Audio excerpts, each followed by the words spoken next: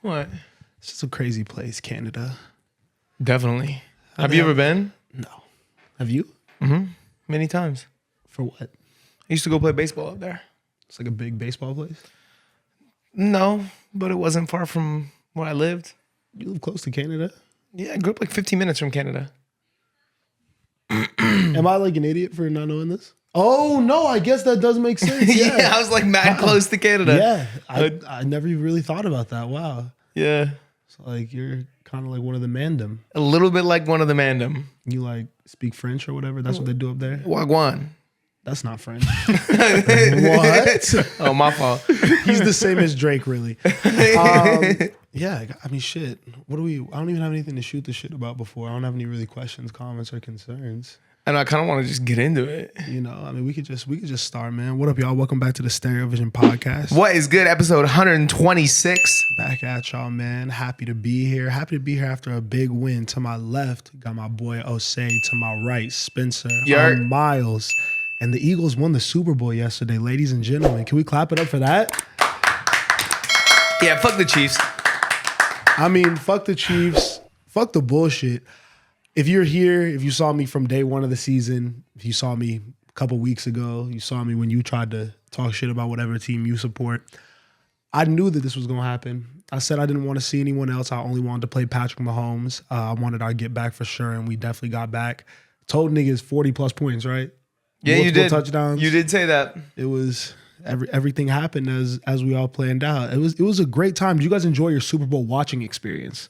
Yeah, I had a great time. Not as good of a time as you. Yeah. I mean, I was talking to your girlfriend, and we both agreed that your birthday this year, we're not doing shit. Yeah. Yesterday was your honorary birthday. Nah, I don't think things could have gone better for you. I was having the best day of my life. Yeah, you know, I had a good day, but I think what made my day better was seeing you smile. You know, I've never seen you smile like that. Yeah. You know what I mean? Much respect to you. You're the only Eagles fan I know from Vegas. Yep. But you really stand on it. You stand 10 toes. Your team dropped 40 both times. You feel me? That's mad respect, bro. That's mad respect. Bro, and then after all those blessings, after a Super Bowl win, a Kendrick Lamar performance, free drinks at the bar, after literally his best day ever, he got back here and tried to crash out about his glasses. I thought I lost my glasses, bro. I thought I lost my glasses. You were starting to get real upset when Jeff was like, bro, I saw them at the crib. Like, they're definitely at the crib. I can't lose my glasses, man. Nah, yesterday was my Instagram story really made me happy. I feel like I got a little flagrant. You know, I try to keep myself reserved on social media. I don't really do too much, but I was a little flagrant yesterday. You know, the tongue out emoji was really fun. Yeah, is that how you are flagrant on social media, by just spamming an emoji? Yeah. You only speak an emoji on social media, so I guess like 30 of the tongue outs was kind of flagrant. But bro, you're really a class act, you feel me? Like, I mean, you just dissed my team, which, you know, that was not okay. But but besides that, bro, you celebrated your win with grace. And we do have a bet, bro. So I do owe you money. So let me just be back real quick. I got it for you. He got my bread. I'll be back real quick. Am I getting my bread live on camera? Wow. Am I getting my bread live on camera? What's happening right now? Are you in on this? Huh? Are you in on this or not? No, I mean, he just handed it. I'm assuming he wants me to record it. I don't know what's going on. I'm actually very confused right now. Y'all are seeing confusion in real time right now, y'all. I don't know what's happening. I mean, he better have 100 big ones, right? To be honest, I don't know what. Maybe he bought you something with it. Nah. Maybe he took the liberty to spend it. I'll just shed it to you. How did you enjoy the Super Bowl? I had a great time at the Super Bowl, man. Yeah. Yeah. Well, was that a better watching experience than doing it in a house? That was one of my first times doing it in a bar, I think. It was one of my first times too, and I don't know, because I don't know how I feel about music during commercials. You know what I mean? Like, sometimes I kind of want to watch them. That was weird. But I think I liked it. I mean, it was a vibe. And like, okay, so if we didn't have free drinks, then it would be like, absolutely not. We should be at the house. Yes. But like open bar situation, getting good drinks, random people thrown into the mix, you know, and also the viewing experience itself, like my ability to watch the screen. Mad screens. There were so many screens, and we were mad close to like good TVs, which normally at a Super Bowl party, I feel like there's one big screen and you're probably in a pretty uncomfortable seat unless you like camp out. You know what I mean? Did you feel like you missed out on the commercials? I mean, I want to go back and see the one Drewski was in. Yeah, I like caught glimpses of them, and everyone, everyone's doing the most on the Super Bowl commercials. So I got some wild looks at like the screen randomly, and some like there'll just be crazy shit going on. Yeah, when you don't have the audio, sometimes that shit's even like the tongue one. Yeah, the tongue one was funny. The tongue one was funny. But with no context. What was it for? It was for whip, a certain type of like some whip. It was like a whipped cream, but it wasn't whip. I forget what brand it was, but some brand is venturing into the aerosol can whip it category. Yeah, the whip it category. The whip it category. No, we're deading that. All Galaxy Gas, all that.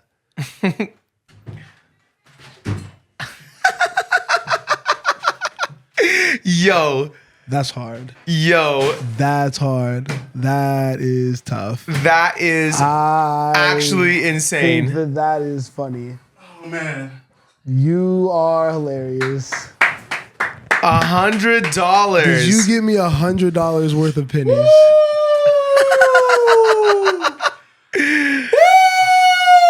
Did you just, for the audio listeners, Osei just walked in and sat down $100 worth of pennies in front of me. That's respectable. Bro, $100 is heavy, bro. Well, it looks like you got you a little card too, bro. Should I read the card? You should read the card, man. Yeah, is that how heavy is that thing? Whew. I broke a little sweat. How long did this take you to do? Man, it was a labor of love. When did you start planning for this? You know me, bro. Ideas just pop in my head and I just go. But you know what? You deserve every penny. I don't think I've ever seen $100. He said, "Happy Valentine's Day. Congrats on the big win. See you next season, Osei." Let's go, fucking commies, bro. We're fucking 0-0 right now. It's time, bro. What do I do with this? Ooh. Where did you get this? You're gonna buy a jersey, right? Yeah, go ahead. But where did you get this? What do you mean? Where did you get $100 worth of pennies? How do you obtain $100 worth of pennies? Bro, what's going on with you, bro? I gave you your money. Fuck you. How did you get this? All these questions, bro. But deadass, how did you get it? Hey, Deadass, what are you gonna do with it? Yeah, what are you gonna do with it? How do you get? First of all, I can't carry this. Like, carrying this to my car is gonna be like transporting this into the house is gonna be insane. It's gonna be difficult. And someone else might, take it somewhere where they could actually get the cash. But knowing Miles, this is gonna sit in his car or in his room for a very, very long time. A labor of love.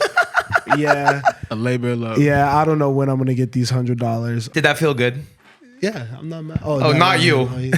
Honestly, it was way more work.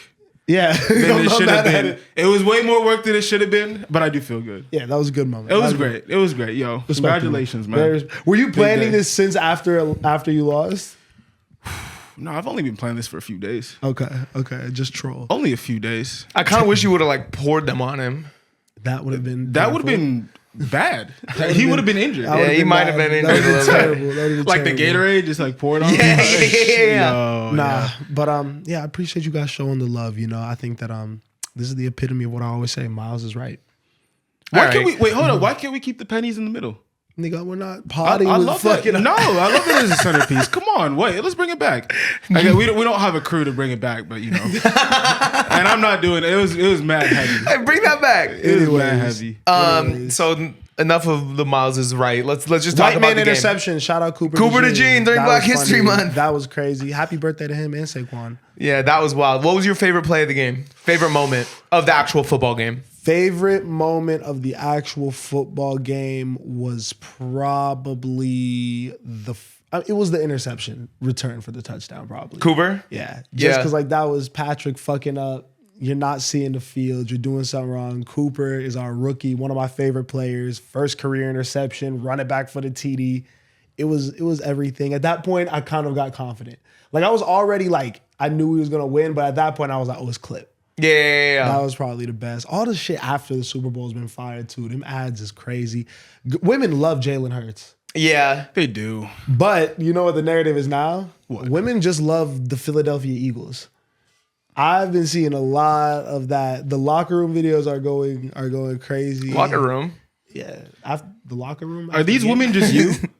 No, I'm dead. You want me to pull up the? Are these women just you right now, via different burner accounts? Nah, man. I'm just saying, bro. Eagles is winning in every aspect, and I love to see it. It's well deserved. What song you playing in the locker room after you win the Super Bowl? What's the first song?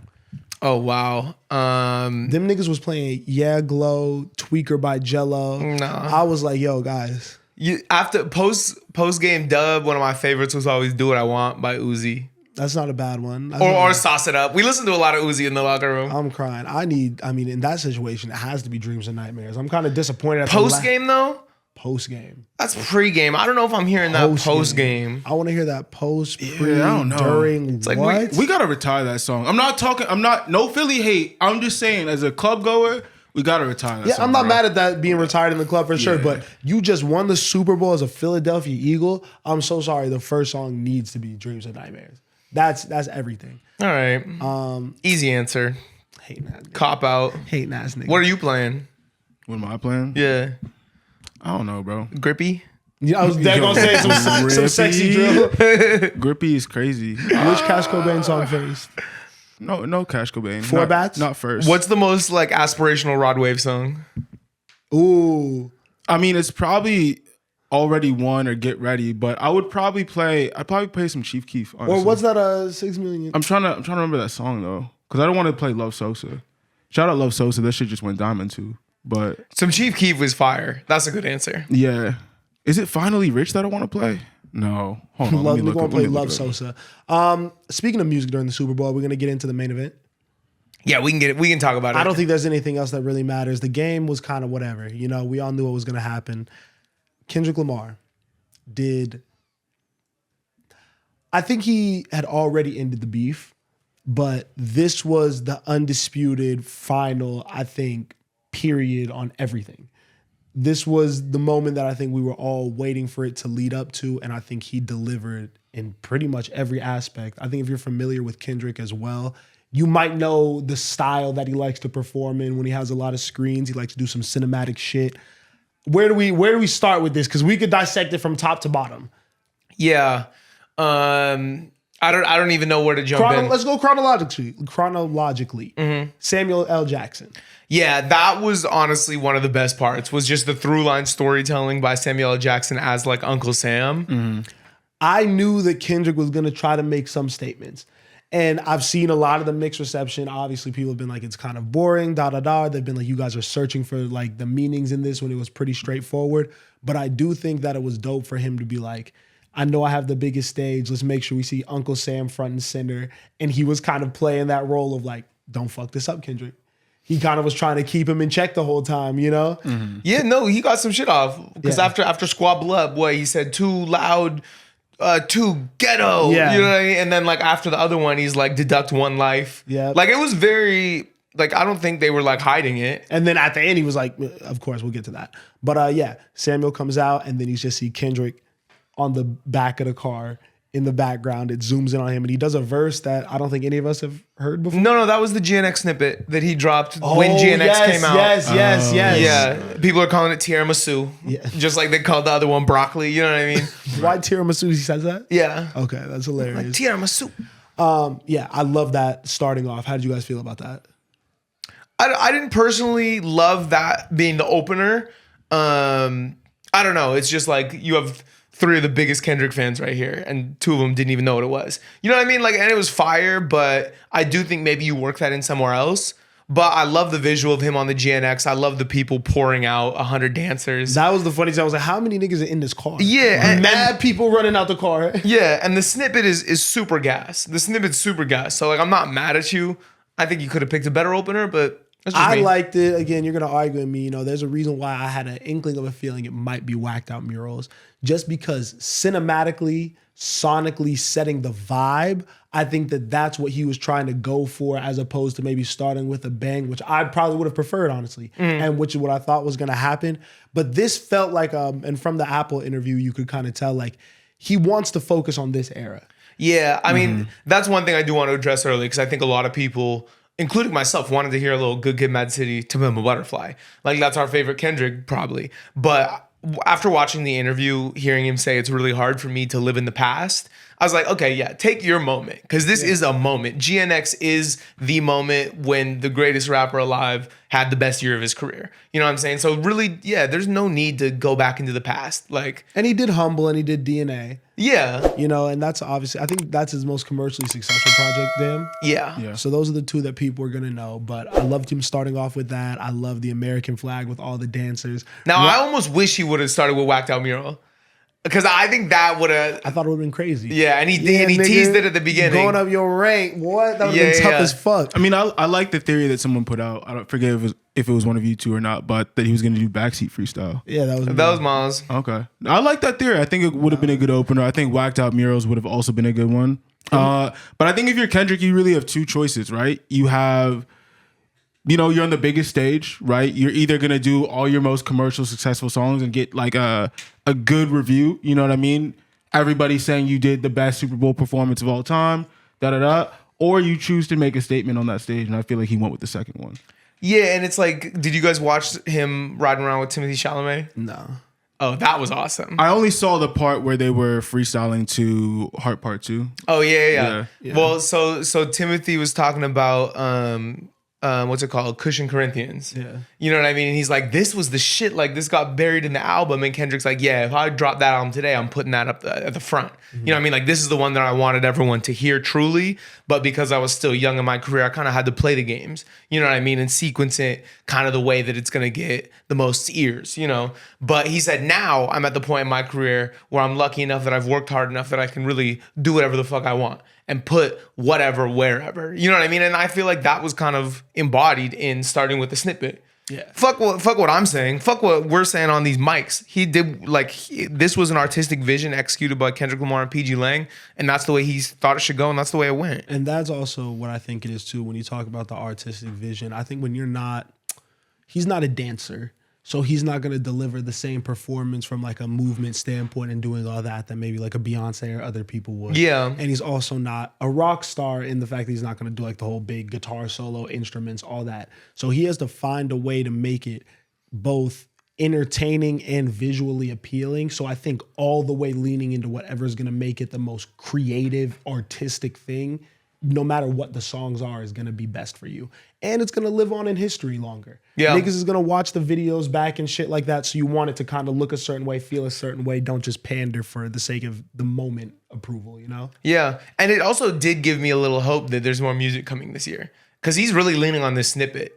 And I don't know if you necessarily lean this hard on this snippet if it's not something that you put out. Yeah, we'll continue because I want to talk about that at the end. Yeah. But also, what about the fit?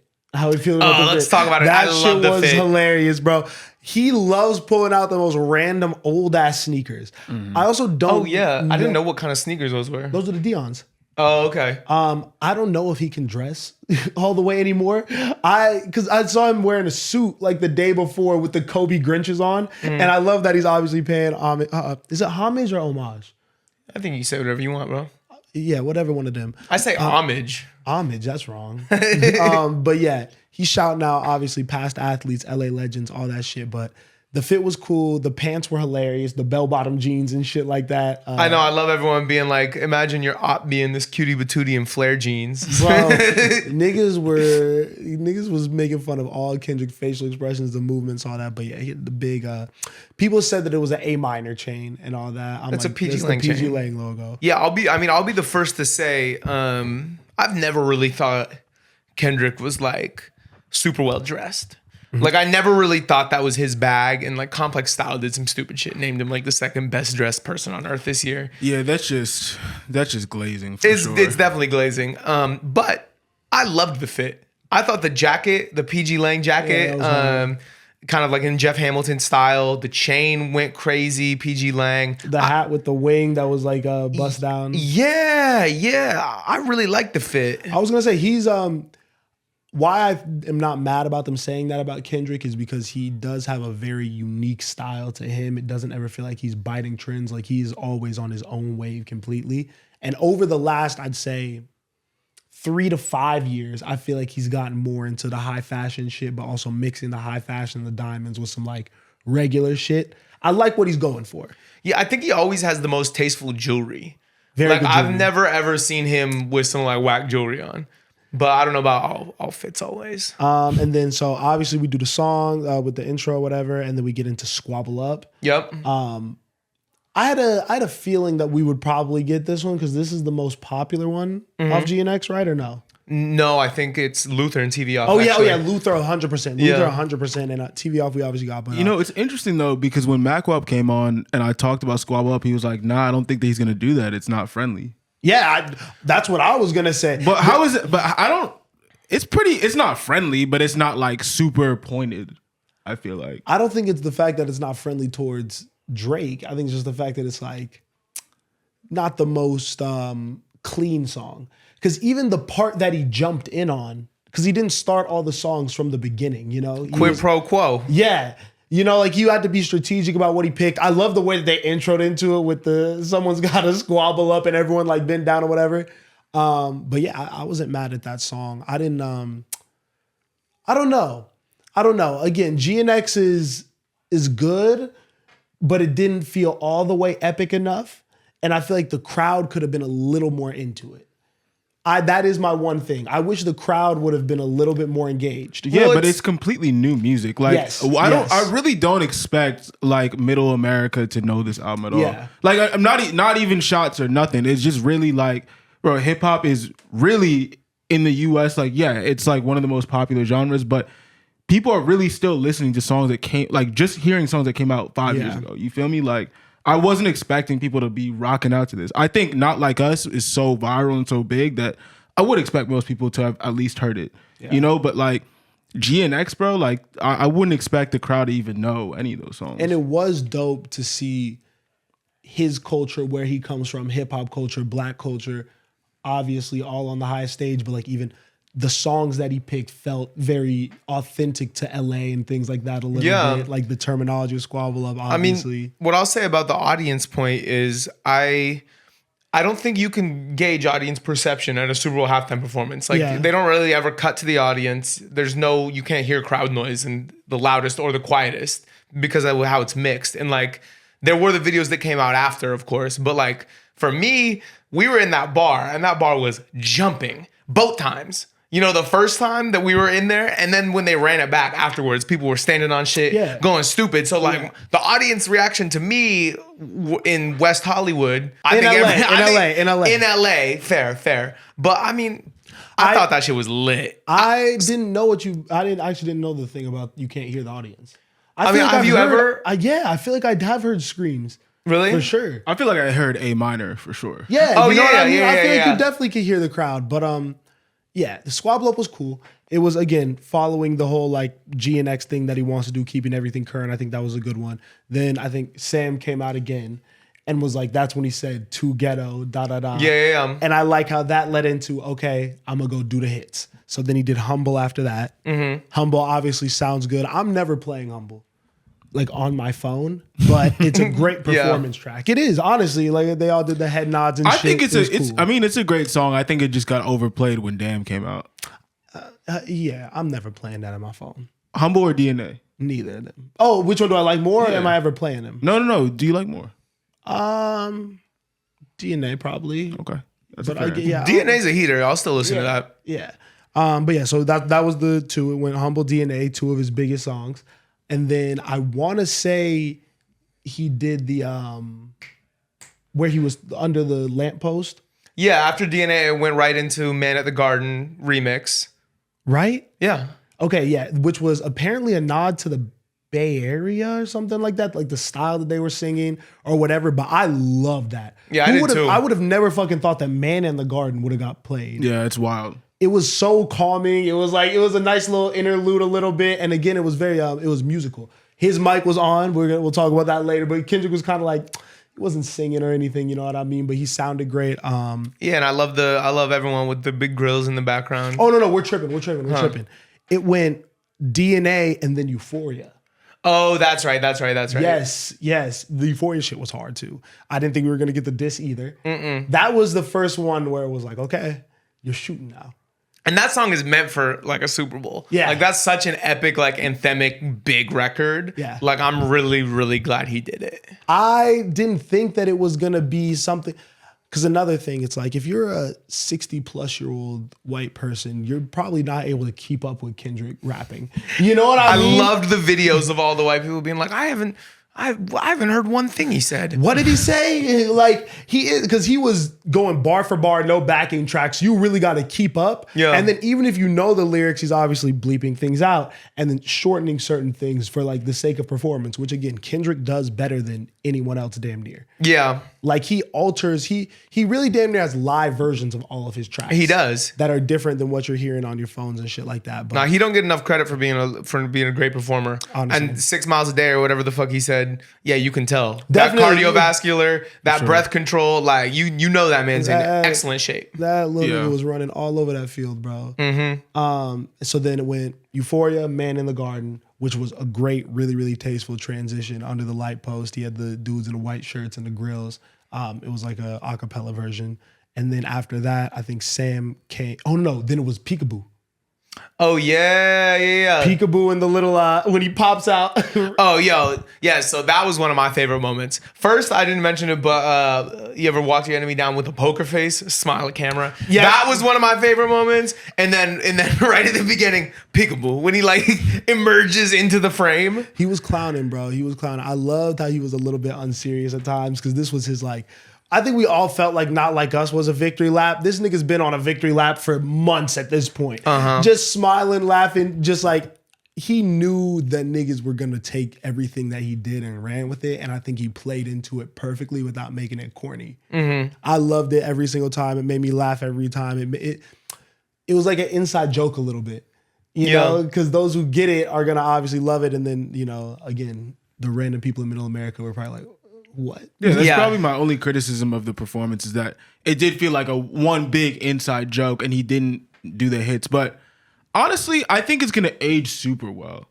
I think we're going to look back on it as one of the greatest Super Bowl performances of all time. I was going to say it's because of the moment, right? Yeah. Like because of what it means. I think we're going to look back at this and see that this might have been peak pettiness in like human form. Oh, without a doubt. Like fuck all my hits. Fuck this being like one of the greatest stages for being an artist. I'm taking this whole 12 minutes to make sure you know I think you're a fucking lame. And he didn't obviously take the whole 12 minutes, but he's like, I'll take a little 10 seconds out here and there just to let you know you a bitch ass nigga. Well, because I do think that sentiment transcends Drake.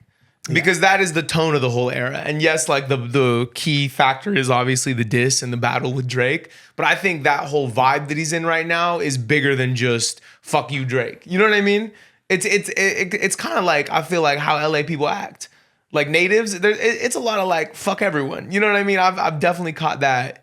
And I think that this whole thing definitely embodied that. Yeah. It's bigger than just Drake at this point. Yeah. I agree with you. For sure. And I think that also like, I mean, again, not to harp on it too much, like niggas talked about how Mr. Morale was this nigga's therapy album. Yeah. This feels like someone who is just like, fuck what y'all niggas are talking about. Fuck everyone else's opinion. I'm happy with myself. I'm going to just stand in everything that I think and feel and say what I want to say. Totally. I'm not holding anything back. I'm the bad guy until I'm the good guy. That's your new catchphrase. Peekaboo, you said it about Man in the Garden. Peekaboo is the one that I was just so like, I cannot believe this is being played at the Super Bowl right now. Yeah. Peekaboo. And just like the rotating camera too when he's dancing before he gets into it and shit like that. That was fire. I saw a very heartwarming video of AZ Chike reacting That's hard. live to Yeah, Peekaboo cool. being playing. And then Sam comes back again at that point. And then, Kendrick goes to the girls and he's like, ladies, I want to play their favorite song, but you know they like to sue. Yeah. Again, just hints at it, Not Like Us plays for half a second. I like him teasing the song. I like him building hype throughout the performance for Not Like Us. Just so people, I feel like that was, you could have taken that one or two ways. Either like, oh, he's definitely going to play it, or maybe, oh, is this all we're going to get of it? Yeah. But then as all the girls come out, they do Luther and All the Stars, SZA. Yep. Both anthems at this point. Those two are 2 for 2. The fact that they got 30 for 30, I thought they might do it, but it's a little bit too new. Yeah, and it's like an album cut. Ooh, really? I don't think that's a hit. I don't love it, to be honest. I like it a lot, but I don't think it's a Super Bowl song. I don't think it touches Luther or All the Stars, but All the Stars is their best collaboration. When they were doing All the Stars, I was like, wow, what? I don't know if I've ever appreciated this song as much as I am right now. Like, this is made for this stage.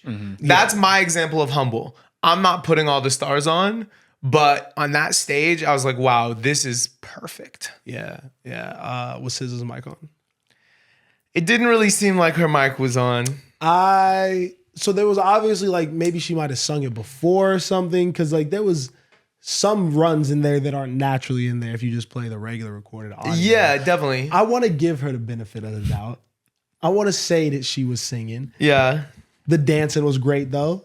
She looked great. Great outfit, and her movements were great. Yeah. She did good. It was dramatic. When she fell down and shit like that was crazy. Put that pussy on my soul. You love that part. I love that part. And I feel like that move really, yes, for the line. I'm going to be honest. I don't know what she was doing up there. What you mean? I really don't know what she was doing. You wasn't fucking with SZA? But I do think every time I see SZA perform, I'm like she just looks like geriatric. I don't know what the fuck she's doing. Like geriatric. Your old lady is not moving like that. Oh, is that not the right use of that word? Yes. She's just flailing her limbs and shit. Nigga said geriatric. Yeah, I don't know what that word means. Yeah. Geriatric means old. So you hate SZA? I don't. I just don't like her dance moves. That's fair. I thought she was. I thought it was dope. I like the songs. Kendrick vocal performance during Luther was one of his best moments. I was gonna say he was kind of singing a little bit. At the beginning when they were walking in that line, he sounded great, and then when they were doing their little back and forth, because I think that's when you realize that SZA wasn't singing live, because that's when you saw the contrast between somebody Kendrick that sounded a little different. You know, it did. Sure. But I love hearing both those songs get played. Why do you think he chose to do it without any sort of backtracking? Because he's the GOAT. I think if you really hip hop, like no rapper's gonna do that. The last time I saw someone perform without backtracking was Tommy Richmond. So Tommy. And that's hip hop. No, you saw a rap performance where they were doing no backing track. Where? I'm trying to think. At Broccoli City, I feel like there was somebody. Was it Junie? No, you saw Doechii. Doechii at Flogna. Yo, wait. Let me take a moment to say, bro, Doechii killed that shit. Bro. Yeah. Doechie's a better performer than SZA, I will say. In my opinion. I think that's in my opinion. I don't think that she was on that Grammy stage acting like a vet, bro. Yeah, in my opinion. Not to put them against each other, but what's her name? Doechii's one of the best, regardless of people. That's no slight to SZA. I think that Kendrick doing no backing track was the most hip hop thing he could have done again. I think that it is interesting because he does have those singing parts. And he has shit where he's not all the way just like having to go bar for bar with you, but he got to hold a little bit of a tune. So it was ambitious, but I think he did that very well. Yeah. And then after he did the 2 hits with SZA, Samuel comes out one more time. He's like, you did good. We're almost there. Don't mess this up. And of course, Not Like Us instrumental comes on. And then he gives us a little different intro saying this is, what he said, this is bigger than the revolution or something about a revolution? He said the revolution's about to be televised. 40 acres and a mule is bigger than music. Yes. Good bars. Good intro. Yeah, and then we get into the slap. And I think that it delivered in every way.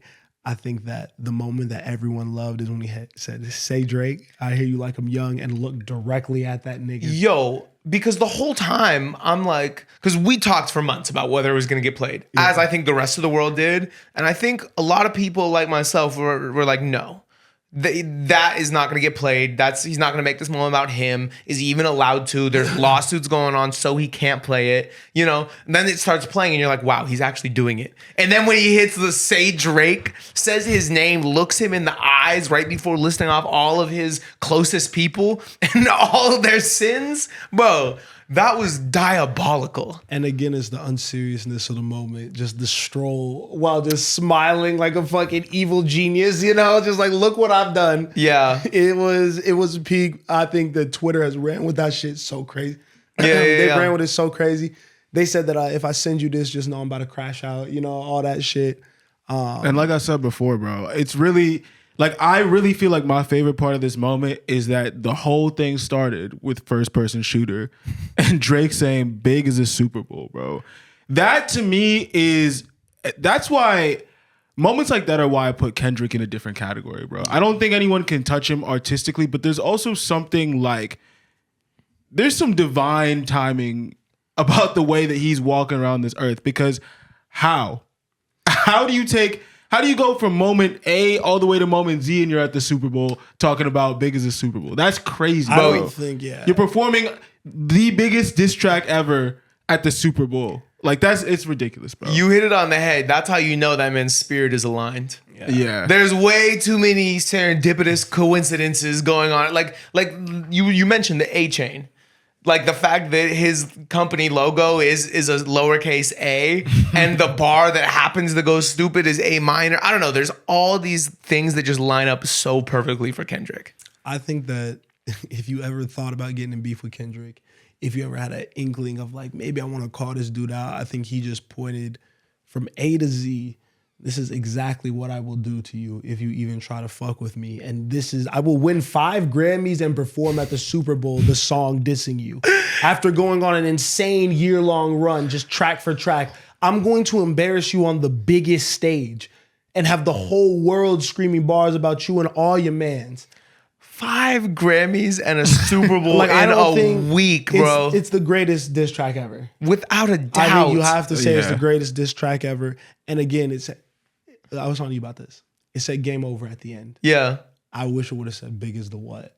That would have been fire. That would have been crazy. But game over, flashing on the end, Serena crip walking on this nigga's grave. That was a crazy cameo. There was no stone left unturned. And then after going into Not Like Us, TV off. Yeah. That song is anthemic, bro. Bro. These slaps get me hyped.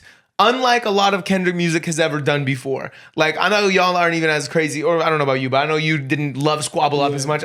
That song gets me hyped. TV Off gets me hyped. Yeah. Not Like Us still somehow gets me hyped. They get me hype when I'm around people. Yeah. Like when I'm in a crowd of people, those do exactly what they need to do. I want to be as happy as Mustard was when TV Off came on. That nigga walked into the middle of the stage holding the football for no reason. Oh no, he ran to the middle of the stage. He had no reason to be holding the football. That nigga was geeked up, bro. Yeah. That was the moment, bro. That got the biggest chain he could find, got an M on it and everything. Like, yo, y'all gonna see me. This is everything. I think that he has been one of the biggest winners from all of this. I think he probably is the biggest winner. You know what I mean? Like, this nigga didn't do nothing but send a beat through, and look what happened. Yeah.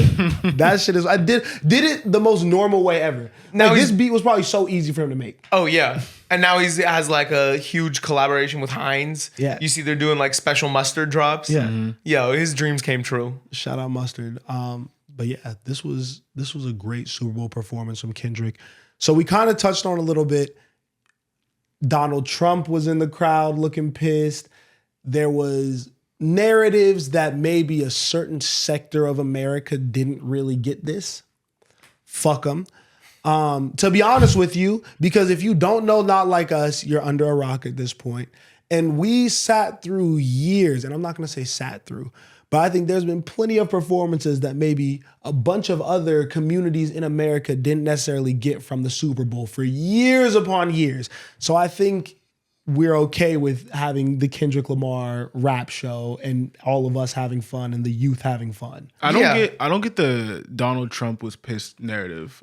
I think that He felt like he was being dissed. I think old white people and conservatives were not super happy about Kendrick with the Samuel L. Jackson things as Uncle Sam and the innuendos and the American flag and then the bodies laying on the ground at a point during, I forget which song it was during. Like, while obviously we're going to focus on the Drake part, I do think that Kendrick had a couple subtle jabs at just the state of the country and maybe some of that, while also understanding that this is America's game, the biggest stage, that type of thing. I would argue that it wasn't subtle, and that was the main point. Because the Drake thing is the narrative that we're giving it. Like, yes, he played the song, but like creatively, the whole point was a commentary. And that's why you had everyone dressed in red, white, and blue. That's why you have Samuel L. Jackson narrating through and through, saying, you know, tone it down, play the hits. No, too ghetto. I deducted life. Like, it was very in your face. It was I think I say it's subtle because I don't think that it was the topic of conversation for really anybody. Like, I think people weren't really upset about the messaging. They just kind of dumbed it down and said it was boring. Like, I feel like I haven't seen that much discourse really about the actual messaging of the show. The one part that I am glad that people have kind of picked up on was the 40 acres and a mule. This is bigger than the music. Yeah. Which I think was obvious. But I do agree with you. Like, I saw it and felt it throughout, and knowing Kendrick, you kind of expect that. But I think to the more casual viewer, a lot of shit probably went over their heads. And what do you think the people that in their heart, they're like, wow, this is way too many black people on the stage at my halftime show. They're talking about America is with all these problems. Like, what do you think they're going to say? Are they going to get on Twitter and tweet that? Or are they going to say boring, bad performance, worst performance ever? You know what I mean? Like, that's the way that this racism is coming out. Like, when I'm hearing people hate on this, I'm like, okay, either you're like a Drake guy or you're a racist. Like, it feels, a lot of the hate feels really charged. Yeah. And it's crazy because I'm seeing a lot of people even back, like, from where I'm from. I'm hearing how they're talking about it. And I'm like, this looks different than when you hated on other things. Yes, I agree with you. But I do think that, and I don't want to say this like the wrong way, but like, I'm not mad if people think that the performance was a little boring. Mm-hmm. I know that this was catered to me and I like it. And again, there's some people when they're talking about it, I get everything that you're saying. Yeah. Like you could tell that they did not like the visual on the screen and what that was.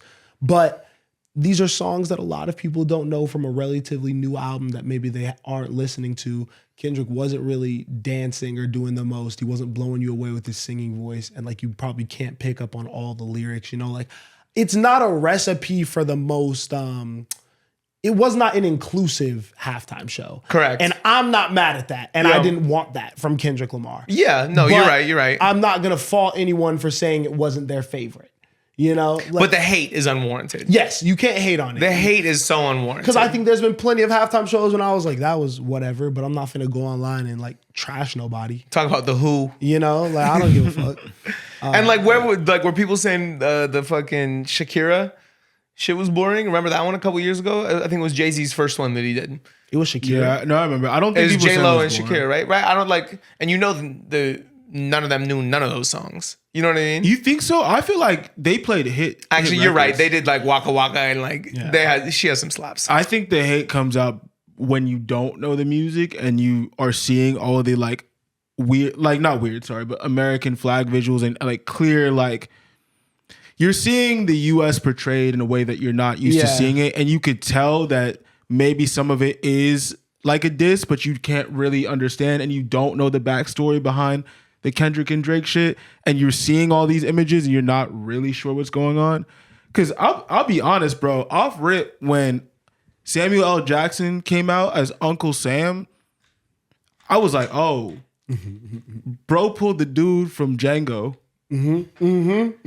Uncle Sam, Uncle Tom. I'm like, it's already up, bro. Like you kind of already see what he's going for, and I feel like if you miss that, then you're not really going to get the rest of the performance. I know. I just wish I could have seen some 70-year-old just staring at their screen just so mad. Me but too. Like also really confused. Like, I don't know what's happening right now, but I just know I hate it. and it's like they physically cannot understand him. Yeah. Like a lot of people are not familiar at all with like slang and like African American vernacular or whatever it's called. What is squabble? You know what I mean? I don't want to squabble anything. And they're not used to like understanding rap lyrics and understanding cadence and like looking past cadence and rhythm and actually hearing it. So they physically are probably, like you said, confused. And they're like you killed it, because it's like, I don't get it. And I want to be in on it. Like the fact that I'm not capable of understanding. Joke. Yeah, it was an inside joke. That's a great way to put it. Yeah, I loved it. I love the show. I'm happy that it happened. Favorite song, favorite moment. Honestly, it probably was TV Off. Yeah, Mustard coming out was pretty fun. Mustard was probably my favorite. Yeah, or I mean, Not Like Us. To be honest. If it were doing Not Like Us when Serena was crip walking, that did it for me. I was like, oh, he got everything. Yeah. Yeah, it's one of those two, bro. I don't want to repeat what you guys said, but I think everything else, while it was great, was really leading up to those two moments. Because let's be real, like as soon as he knew he was gonna do the Super Bowl halftime show, he made TV Off. Yeah. You feel me? Yeah. Like, or at least rewrote whatever version of that he had. Yeah. Because there's so many hints like to that moment that it's fire that he was able to perform that. And then obviously Not Like Us, we've been talking about it for months. Is it getting played? Is it not? The most hip hop thing you can do is basically put on like an art show and demonstration, and then put your biggest diss record, like the biggest diss record of all time, up on the Super Bowl. Like that's like the biggest. That's probably the most hip hop thing you could ever do. It was incredible. So it's a great moment. My underrated moment was Man at the Garden, though. Again, most unexpected, but that was just a little vibe. I love that. Yeah.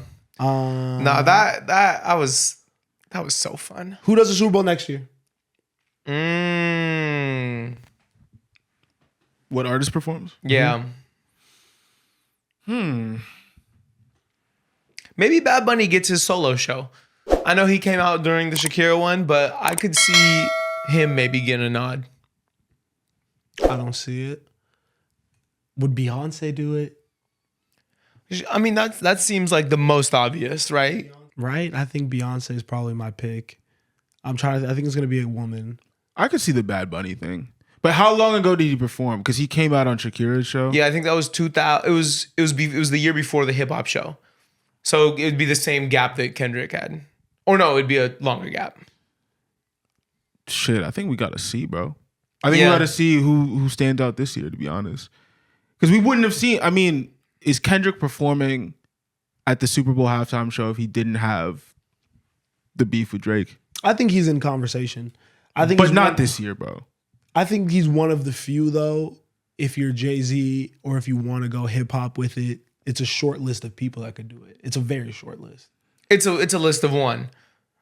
Like, I think he's still doing it. If Jay-Z said, I want to have a rapper headline, I can't think of anyone else that can headline that Super Bowl show. You think that Kendrick Lamar would have headlined the Super Bowl show regardless in 2025 if he didn't have that beef in 2024? No, I'm saying Drake. I do. I'm saying regardless. I don't agree with that. I'm saying I don't know if he would have headlined it this year. I'm saying that if Jay-Z knew that he wanted to have a rapper headline the show, Kendrick is one of, like you said, literally probably only one that could do it. I agree with that. But you see when I think it was top of mind. But you see when he like put up Dr. Dre and like all them, right? Like I feel like that platform is to entertain. And I feel like because he had such a big year, he was able to do the 2025 Super Bowl halftime show. But I don't think he's doing that without having the year he had before. That's all I'm saying. I think that without this year, I think he has enough songs. The set list looks different. But I mean, obviously, but I think he could have done a set. You don't think he could have done the Super Bowl without these songs? I don't think it's as big of a moment. No, of course not. And I don't think he's in the conversation, to be honest. That's what's crazy. But like don't you think Jay-Z wanted to put the first rapper headliner up? Like, don't you think that was on his mind? I agree with what you're saying. I just think that I feel like it is like very obvious to me that he was put on that stage because of the moment he had. Yeah, but I think he could have been. We're not going to go into semantics for too long. But I think that he, before that moment, everything that you're saying is true. Yeah, that's why it happened. Yes, but I think even if that wouldn't have happened, Jay-Z still would have been like, "Oh, I want to put a rapper on this stage." Kendrick is the only person that has enough slaps to do this, stage presence, and it runs a tight enough live performance to be able to make these 15 minutes worth people's while. For sure. And I'm sure he would have been in the running for 2027. Yeah. So you're arguing you're saying that there's no way he could have done 2025. I don't think he's doing 2025. Bro, he didn't even, you said it yourself, bro. Mr. Morale was not a moment. I think it was a good album, but you even said, bro, it's not his best. I don't think Kendrick had the music. I don't think he had the album. I don't think he had a moment to do the halftime show without the beef. Dude, that's just real shit. Bro, if you're talking about putting a rapper on that stage before Kendrick, it's Drake. It's really Drake, bro. It's really Drake. DNA. And I'm going to sound like a Drake stan now. I hate that you make me sound like that. But I would say halftime performers are never based on who's hot.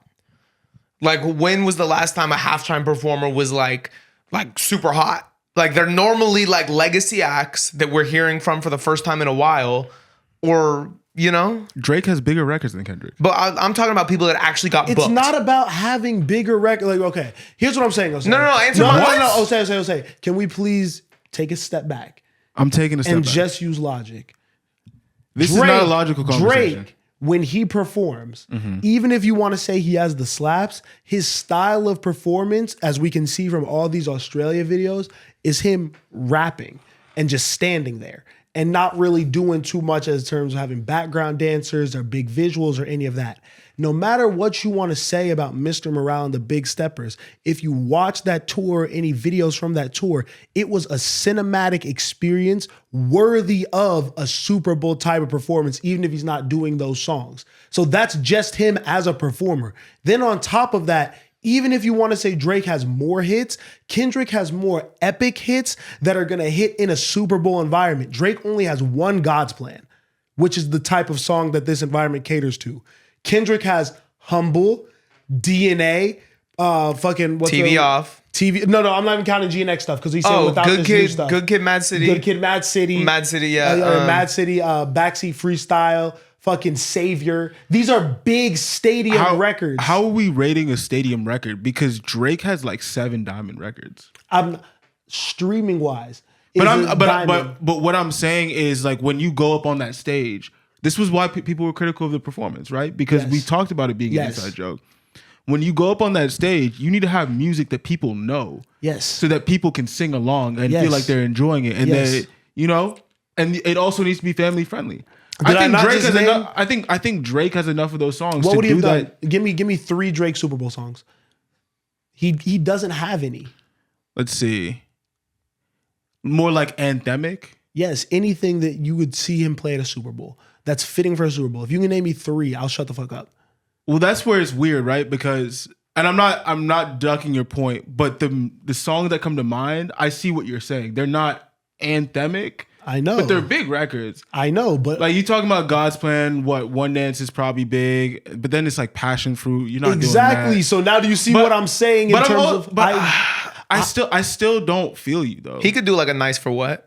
Yeah, Nice for What? Nice in for New what, Orleans. Nice for What in God's Plan. You feel me? You know what I mean? Bro, I'm not disagreeing with you that Drake has bigger records. We're on the same page. That's why I want you to walk with me. We could be on the same page right now, brother.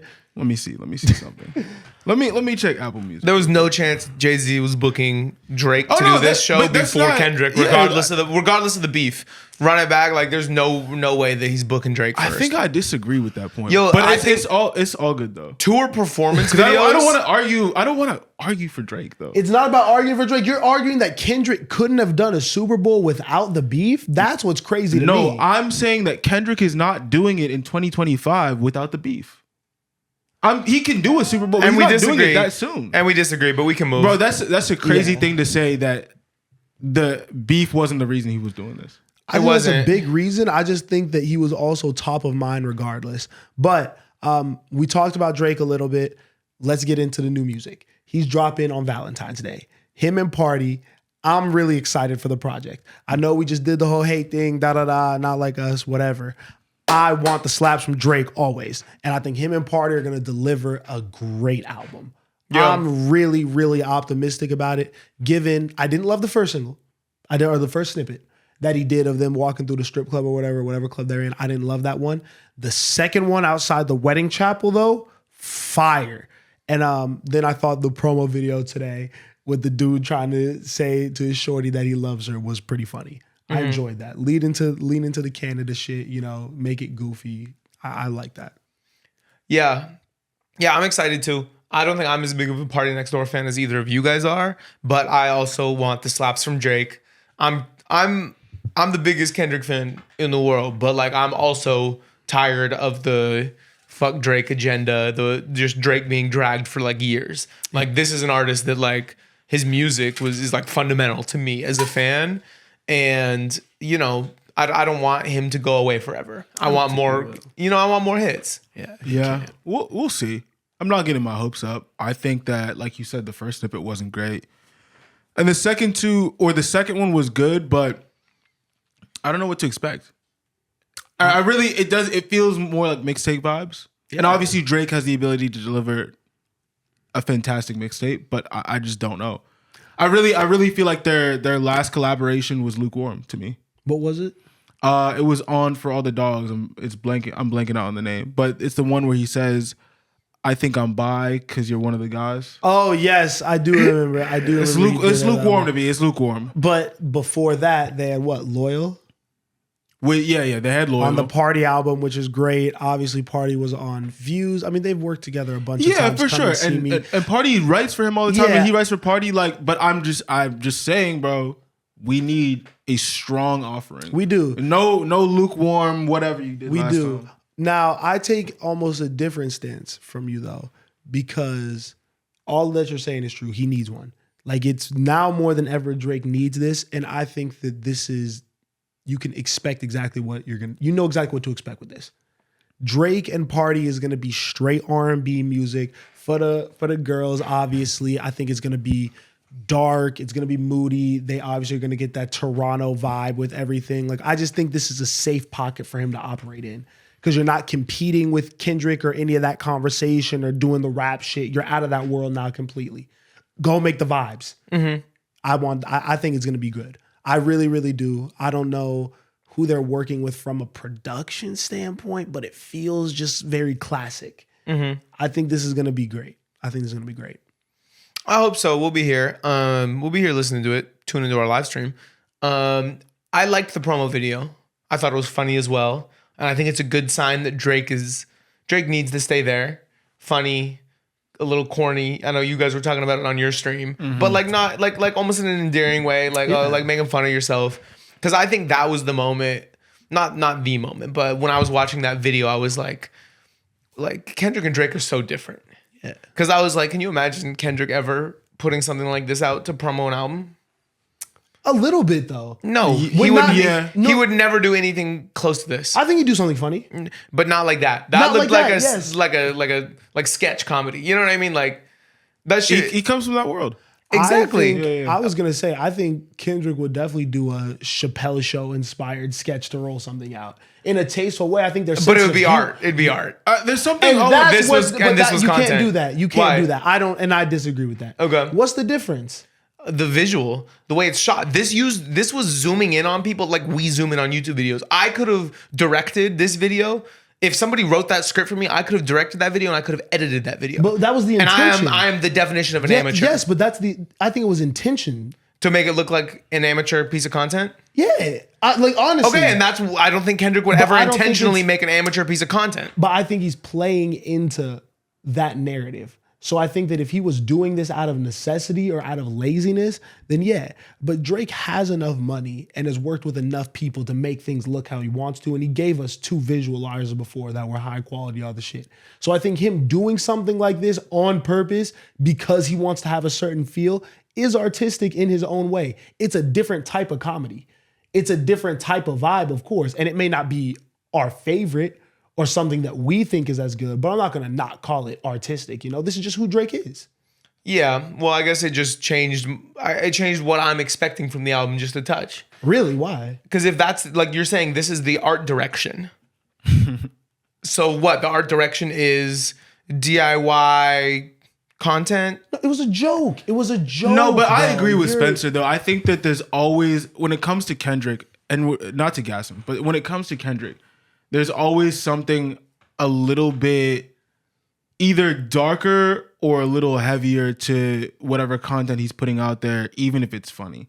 Yes. Right? I think that Drake has always been an entertainer, and so he leans more into entertaining. There's no deeper message behind that. He's making fun of the Toronto accent. He's making fun of masculinity and how this guy can't say I love you to whatever girl he's talking to, but he says everything around it.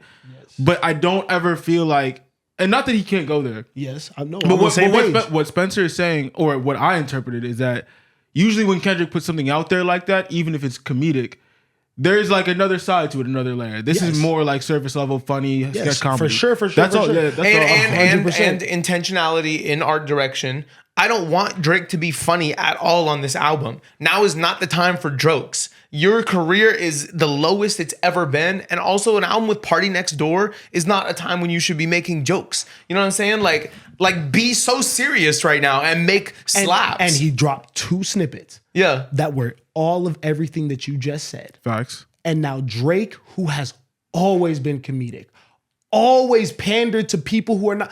Like, I think he's pandering to a different audience. I think that people who are going to find this funny are the people who are chronically online and scrolling. I think girls are going to think this is funny and passive because it's something that you're going to get at the surface level. I think that when you're watching comedy movies, something that's just like basic, stupid, like a Superbad or something that is not, there's no deeper meaning to that.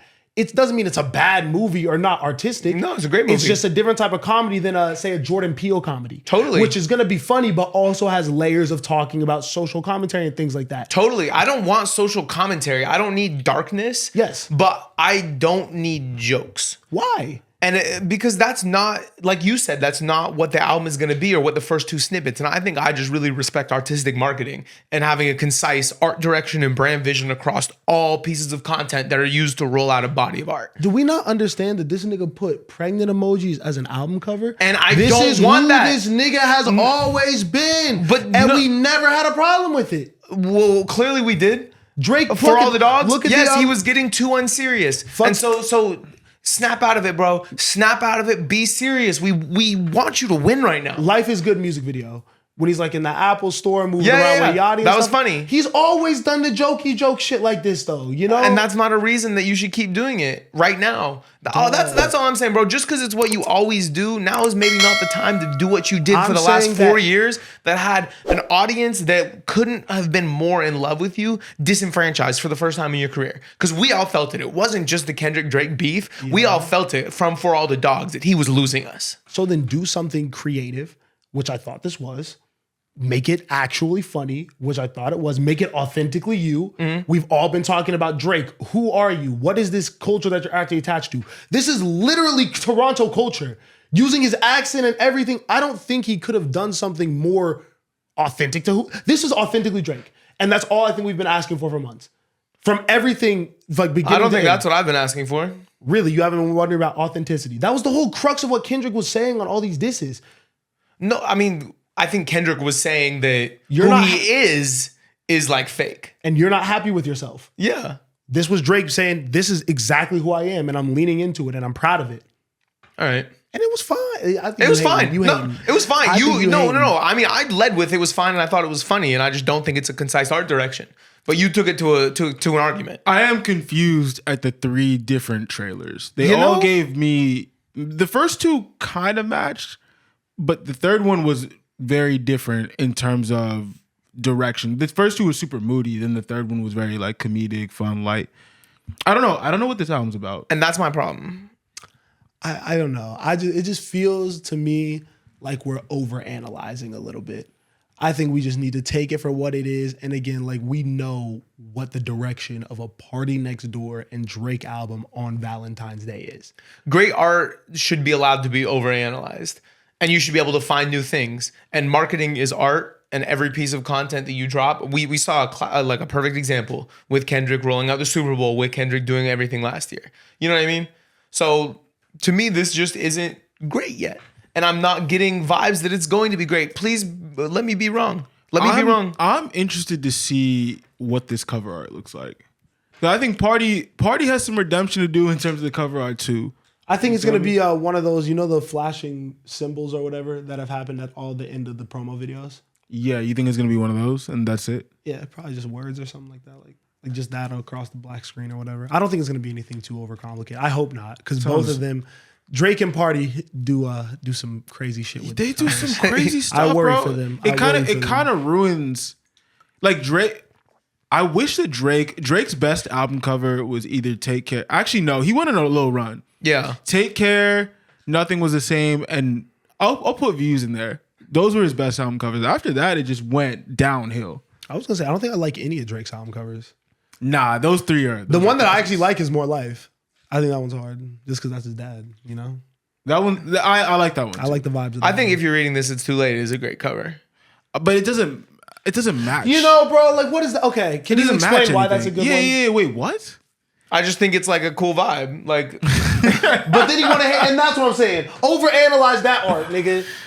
What do you mean? What do you mean? It's simple and it's tasteful. Wait, Miles, I don't like when you get like this, bro. Like, I don't agree with Spencer, but come on, bro. Yeah. Come on, what? Come on, you have to be respectful, bro. You gotta be respectful with your opinion. What? You can just be like, oh, no, my nigga, I mean, I didn't say that. I said overanalyze that. But that's how you come off, though. You do. Good. That's how I feel. I want it to be disrespectful. You do. I don't respect y'all niggas' opinions sometimes. I think if you're reading this, it's too late is like an incredibly fire title. So doubling down and just making the cover emphasize that, which also ties into this whole move across the whole project. You know what I mean? It's menacing, it's sinister, and I think the font, sinister cover. Yeah, I think the font also. Yeah, I think if you're gonna do text in a sinister way, he did it. Nah, that shit spooked the shit out of me. No cap. You got it. I don't know if Drake I can respect Party. your opinion, bro. That's cool. I think that's where we're at. I'm okay with that. Straight beef. As long as I'm right, bro. I don't know if I can respect those pants either. You don't like Basquiat? Or those sunglasses. You don't like Givenchy? No. Damn. You get a new ring? Yeah, you feel me? Yeah, I see you really making sure this hand stays on the mic today. Nah, I think it's just shining. I think it's just shining. Are we wearing rings? Do you wear rings? So I will wear rings when I have money to buy nice rings. Because I did go through a phase where I did all the swap meet flea market rings and all my fingers turned green. Oh. Yeah. So I don't know if I'm a ring guy. I would love some rings, but I will only be wearing real rings. Okay, some diamonds. You seen LeBron? Just some gold. Wait, did you see LeBron with his? No. LeBron. Oh yeah, just with the crazy pinky ring. You're not gonna see this. He's so annoying. Get money. Yeah, that's Drake. I'm excited for it. Shout out Party too. I hope it's a great project. Kanye West crash out. Yeah, speaking of someone else getting The money. newest one. The worst. Yeah, this is the worst one. I guess we're gonna get jokes off. I pray we get a lot of jokes off. What he's saying is problematic. What he's saying is wrong. Selling a shirt with a swastika on it is bad and very dangerous and promotes some people getting hurt and getting hate speech towards them and all that shit. We don't want any of that. Why? What sparked? So Kanye went on a tweet rampage where he was basically shooting at everyone. Said the R word, said every word that you shouldn't say, I think Kanye said. Yeah. Over a multitude of tweets, he posted things he shouldn't have posted, from porn to just bad things. And I think it all kind of culminated in a Superbowl ad. Yeah. Where he was in a dentist chair on the iPhone camera, getting his titanium grill replaced with diamonds. Mm-hmm. Said, hey, I spent all the money on this, so no marketing budget. Go to Yeezy.com. And you go to Yeezy.com and the only thing for sale is a swastika t-shirt. Oh, I missed that. Yeah. That's why they were telling me to go to Yeezy.com today. Yeah. I got you. Damn. It's his worst crash out ever. I think we've seen for years and years that Kanye is the poster child, the patron saint of doing crazy things and saying crazy things whenever he's about ready to sell something. It's a strategy that we've seen continuously as a rollout tool that he uses. And I think it's probably getting harder and harder for him to continue to one-up himself. You know what I mean? Like he keeps raising the bar on hateful and crazy to the point where now he's just like beyond. Yeah, like I don't know how you could ever one-up this. You know what I mean? Yeah, I think. And I don't know if these thoughts are truly his. I kind of think they are. I don't know. I will never pretend to understand the mind of Kanye West. But that's kind of where I'm at with it. Yeah, I think it's just very poorly thought out, short-sighted, immature thoughts. And I think that Kanye is, while he's the poster child for those rollouts and crazy shit, I think he's also the poster child for very serious mental health issues. Mm-hmm. I think we're looking at someone who's very, very clearly manic and in a state of just like, when you're manic and have bipolar disorder, very high highs, very low lows. And I think that when you're not medicated and you can't regulate those things and you combine that with more money than most people could even imagine what to do with, a platform where you now have a megaphone to speak to literally the entire world through music, through tweets, through lives, through interviews, whatever. Kanye has just found a way to now publicly invite everyone in to watch an episode of his. And I think that he doesn't even realize the potential damage that he can cause and is almost underrating the weight of his voice. And just like the symbolism and the imagery and the conversations that he's sparking are really, really dangerous and could lead to a lot of people getting hurt and a lot of misinformation and pushing a lot of things backwards that I feel like he was really building. I think the Yeezy brand was something that was super strong and was a thing that was allowing Kanye to have this creative freedom. I think that when he was going to Japan and doing all these things international and becoming such an icon in just everything that he touched, that was years of work that now I just feel like they're kind of being shit on by himself. No systems, no one's taking this from you. You're literally taking your voice away from yourself, and it's sad to see. Yeah, I think he's just a lame. He's just a lame now. It's okay. Yeah, I mean, it is that simple, but I don't know, man. I just want to not... I don't know what the next step is for Kanye after this. What do we do with all this stuff that's happening? He fucking said free Diddy and released a Sean John collab. Sorry, that was not funny. Who is he? What is he doing? Like we have answers, but like, fuck. I mean, I think he's just rage baiting, like to the highest degree. You know what I mean? Like, okay, how can I piss the most people off? Well, let me talk about Jewish people. Let me talk about gay people. Do that, you know, who might not be enraged by that? Oh, well, let me get them by saying fuck Virgil. You know what I mean? Who have I not gotten to yet? Who have I not pissed off yet? Oh, let me align with Diddy. You know what I mean? Like he talked about it in that Justin LeBoy interview that he did, the download, where he was talking about being autistic, right? And how he loves to do things that just to spite other people.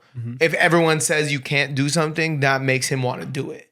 You know what I mean? So that's why I'm almost like, I don't know if these are all actually his thoughts or if this is just him saying, you know what, I can, you know? I don't think Kanye is actually a hateful person. I think he's an idiot.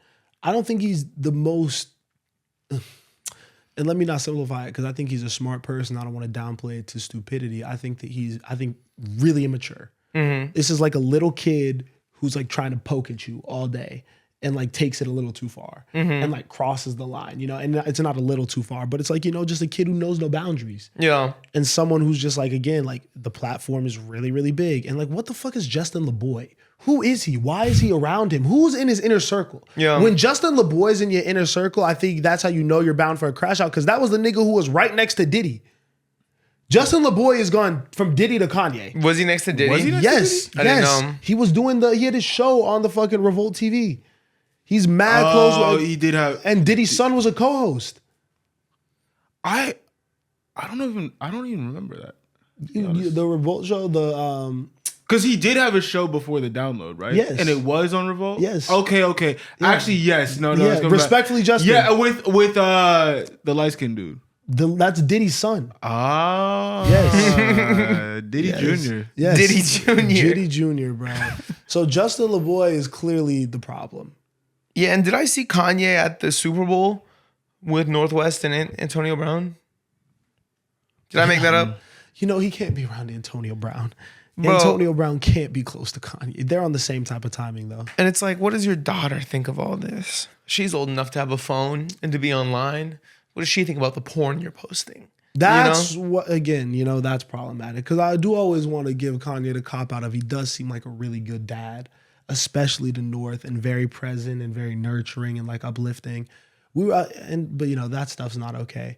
You got to be a role model too. You can't just, you know. We were watching the Genius documentary a couple of days ago, and it's just so clear that Kanye was always a little bit off socially and just around people. But then when you look at the home videos and the interaction with Donda from when he was younger, she always looked at this kid like he was just a superstar and uplifted him and just poured into him. And I think what this is a bigger statement about, honestly, is kids with these mental health issues and these problems, you know, they are really, really intelligent and special and creative. And if they have the right resources and the right people that are feeding into them, they can become great things. But then once Donda leaves, and it feels like that was a really emotional, bad thing for Kanye that maybe he never really dealt with. He's now dealing with loss, grief, pain, but still has all these other issues and personality things that his mom and those close to him probably were able to keep in check and knew how to maneuver with. They're now all gone. And especially if he's not around people from his childhood, no one knows how to really manage Kanye. So he's just, and again, 40-year-old man, but he has problems. And he's just kind of out here figuring out his own. And this is what it seems like is the culmination of years and years of just kind of being unchecked. Yeah. We'll pray for Kanye, but we gotta, again, condemn him. No one should support him. Everything that's going on right now is bad. All the celebrities and shit like that seem to have not fucked with Kanye. So we can't be fucking with that Yeezy, none of that shit until this shit gets right or this nigga figures out what's going on with him. He's a little cooked, and all those tweets were terrible. There were a few bangers. What was the There were a few bangers. You don't like fat women either? He said, fat bitches are sexual offenders. I see them and I get sexually offended. That's kind of a banger. You're terrible. That's kind of a banger. I can't, bro. And then he had the one about what'd he say? He said I love all people. I love rappers. I love gay people. I love Jews. I love Jew rappers. I love gay Jew rappers.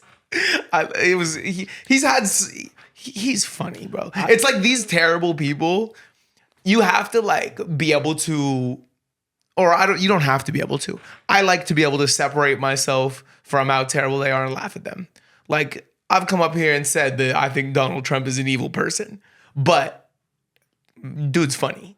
You know what I mean? Like, I'm gonna allow myself to laugh at him when he's shooting 3-pointers into the fucking hurricane relief victims. You know what I mean? Like, it's great, but it is like, it's like we saw Kanye's stream of consciousness for a couple days.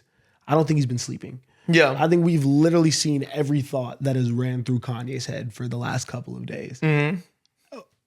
We laugh, but it's like until he's coming at a group that you're a part of. Mm-hmm. And then it's not funny. Yeah. And it's like, damn, come on, bro. I don't know. I feel like everyone has had the appropriate response to him, though. I feel like I haven't seen many people in support of Kanye, which is good. So be on an island alone, figure your shit out. And let's give Elon a similar treatment. Mr. Nazi salute. You know what I mean? Let's give him, because I was actually shocked at the lack of backlash that I did see from that. Like, obviously it went up on Twitter for a little bit, but nothing really happened. And now that man is a member of the cabinet. Did you see he got his own government agency, Doge, Department of Government Efficiency? You know what's happening, bro. There's reasons why Kanye and Elon get two separate treatments. It's nasty, but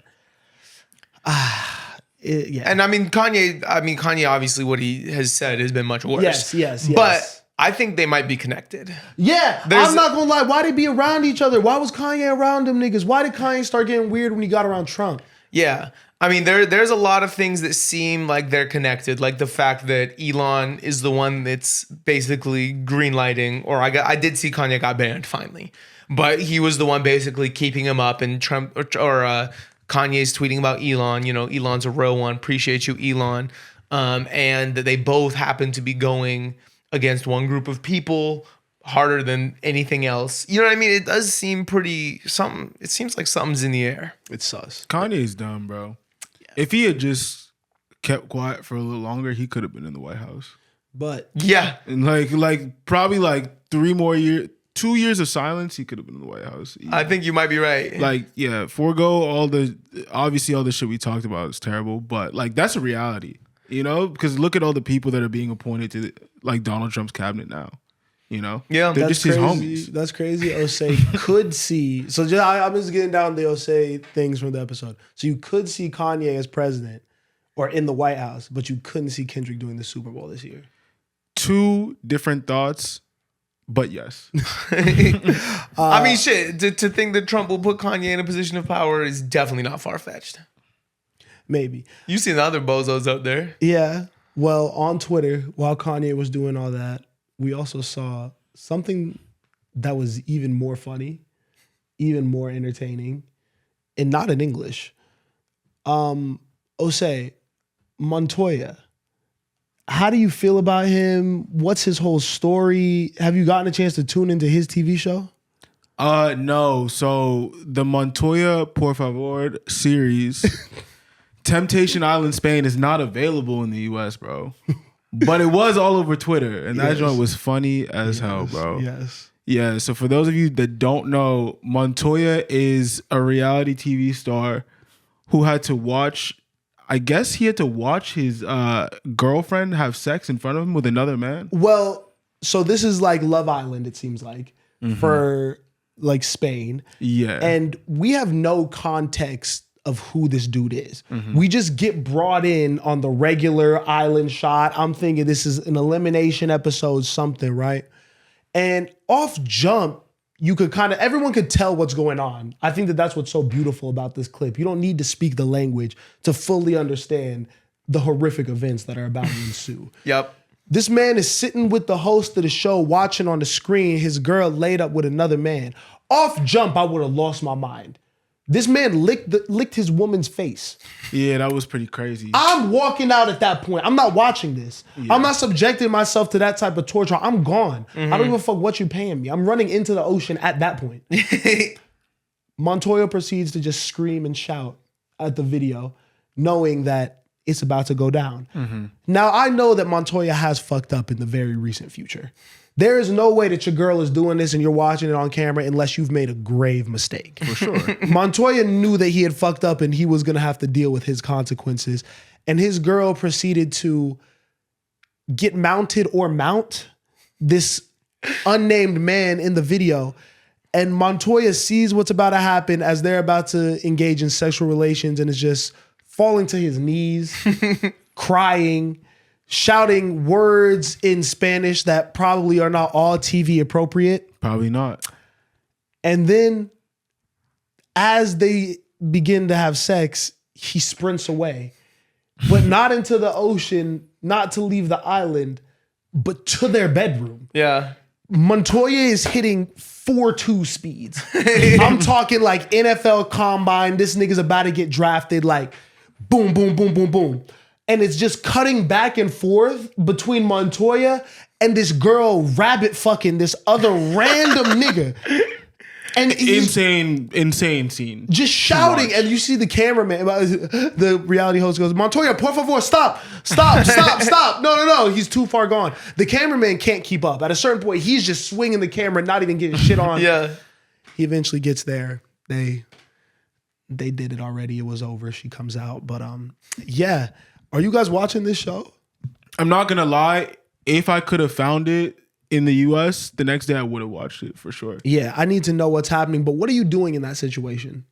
Man, I don't even know if I'm okay. I'm in the situation. You're in the situation. Because you know me. I'd be on some like I wouldn't even be in that. But I'm in the situation. You've made a mistake. Your girl is getting her get back, and you're watching it on camera.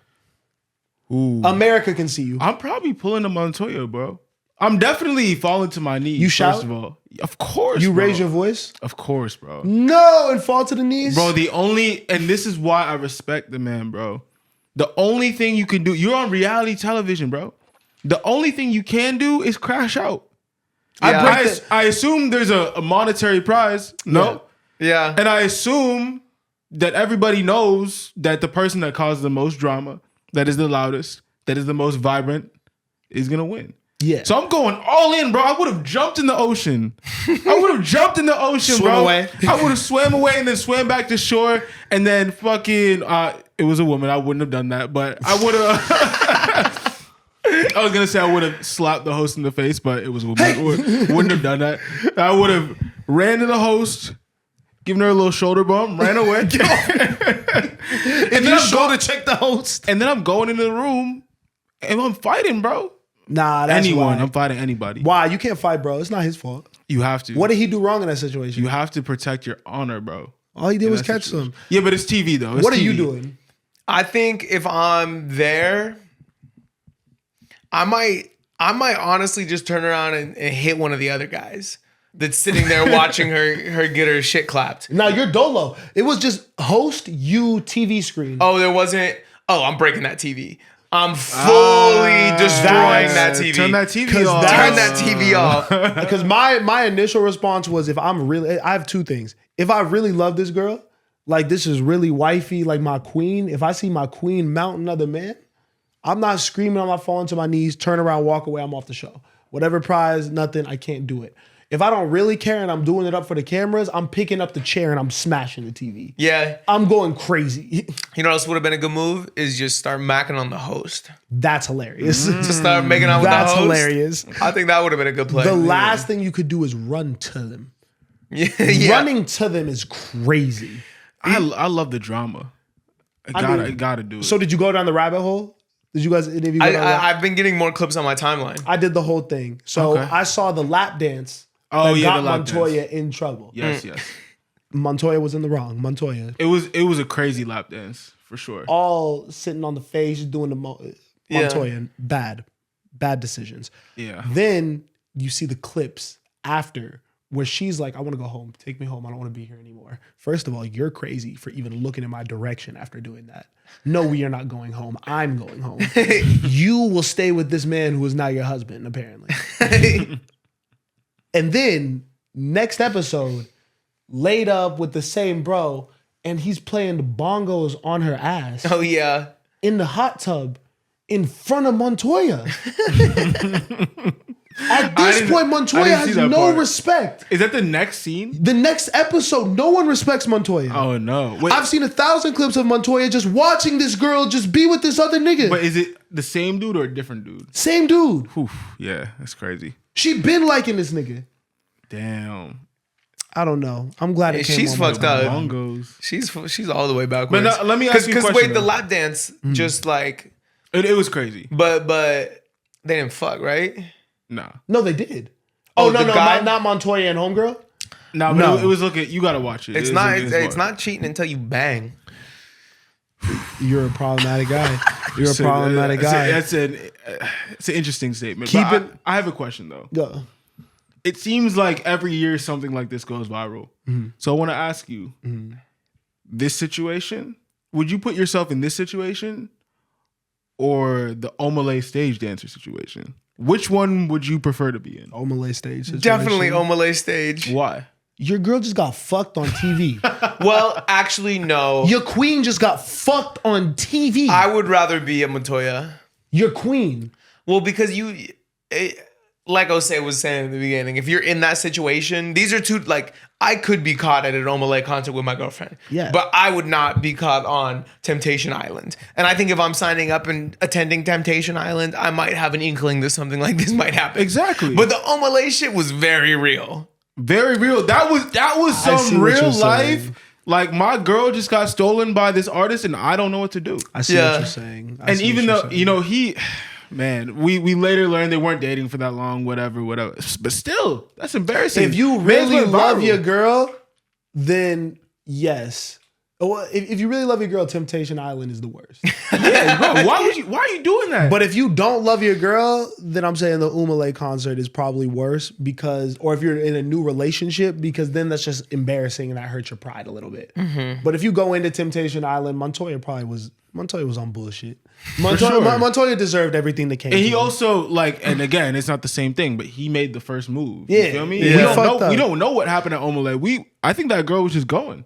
Yeah, she was a goer. She's just a goer. Goers go. Goers go, man. Keeping it on love and shit, Afro beats, Chloe Bailey and Burna Boy. Chloe Bailey has not been sober for weeks. Chloe Bailey has been in a cloud of smoke every single time I've seen her for the last month and a half. She popped out in Lagos around January with Burna Boy. And I don't think I've seen them talk really or interact. They're normally just holding hands with sunglasses on. And now she's gotten to that point where, when you high and like you can't stop moving or you're gonna get stuck.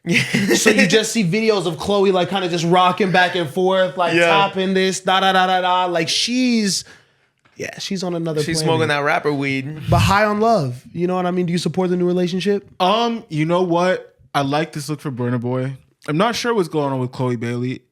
And I'm not sure what they're talking about, but I think it's a good look for him, She's an attractive woman. I respect the play. But again, I don't know what they're talking about. Honestly, all jokes aside though, it does seem like she's having fun. And I think that is That is the funny part about celebrity, that you get to see like regular human shit in like real time get played out. Like we're watching like a new relationship or whatever. Like niggas is first figuring out how to interact with each other and shit. Like it's very, very funny to see.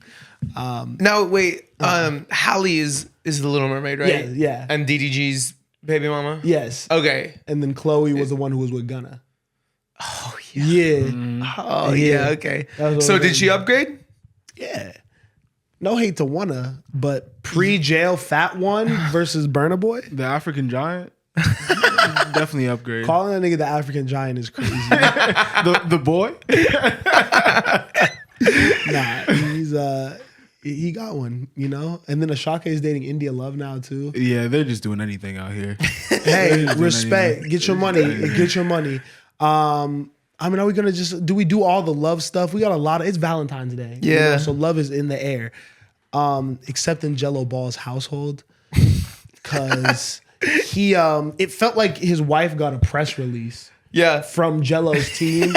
I'm sorry to inform you, LiAngelo won't be returning home ever again.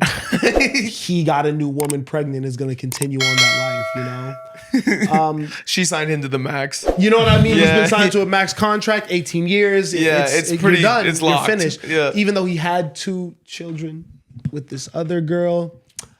Damn, so he already had the max. You know, LiAngelo's just doing whatever. This He's living nigga wrong. got tweaker and started tweaking. He did whatever. He said, fuck it, I'm up, I'm rebranding. Everything new, everything different.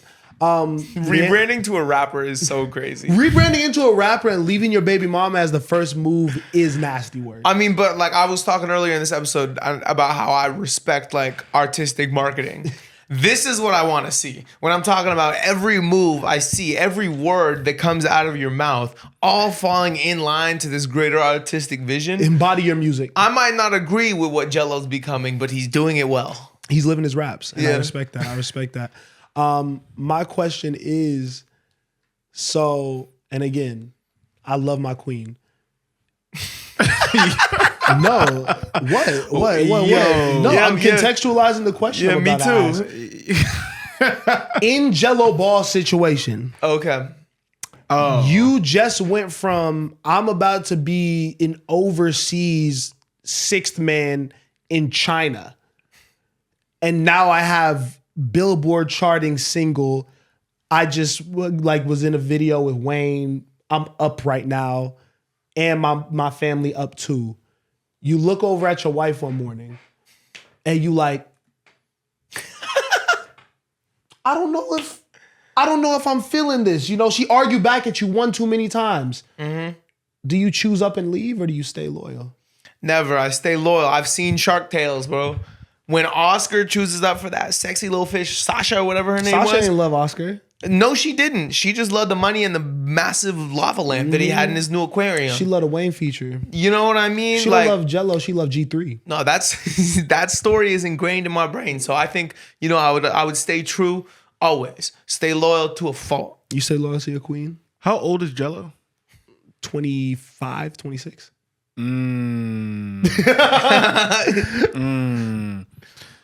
not getting married in the first place or whatever they were doing. I'm not doing that. You're not married, just have 2 kids. I'm not doing whatever he's doing. Are you looking over at your postpartum depression girl and are you leaving her? This guy is 25 years old. He should not be in that situation anyway. You shouldn't. And he is too wealthy and has too many people guiding him to be in that situation. So what I'm saying is I'm not saying I would leave, but I understand the moves, brother. I completely understand the moves, bro. You're 25. Go live your life. But you have children. Go have 5 more. Look, LiAngelo Ball, bro. Again, you are not in the right. You should stay loyal to your girl, but maybe you settle down too early, bro. And Valentine's Day is around the corner, bro. Don't let your baby mama stop you from finding the love of your life, bro. Don't let that happen, bro. Shout out to Jello, man. Shout out to all the success. I love this for you, to be honest. I love every bit of it. So we just, of course, we're not leaving our queens in that situation. Let me add on another variable. This nigga has already stepped out on his wife. You get the side pregnant. Now what do you do? So His side bitch is pregnant. So you have 3 kids. You already have 2 kids. 2 kids, 1 pregnant. One on the way, pregnant. one in the oven. What do you do? What's the plan of action? Well, now you just need to stay on the course and just lead that bitch too. now you need to stay on the course. You leave everybody. Nobody gets a piece of G3. Nobody. Now it really is the race to 5 or however many. Full NBA young boy, whatever you want to call it. You know, stay the course. I mean, it depends on who I love more. You know, You following your heart. For sure. That's what this is all about. Of course. 25, bro. Yes. Go do you. But I assume he likes the other one more, so I'm probably going with that one. You think you like the side more?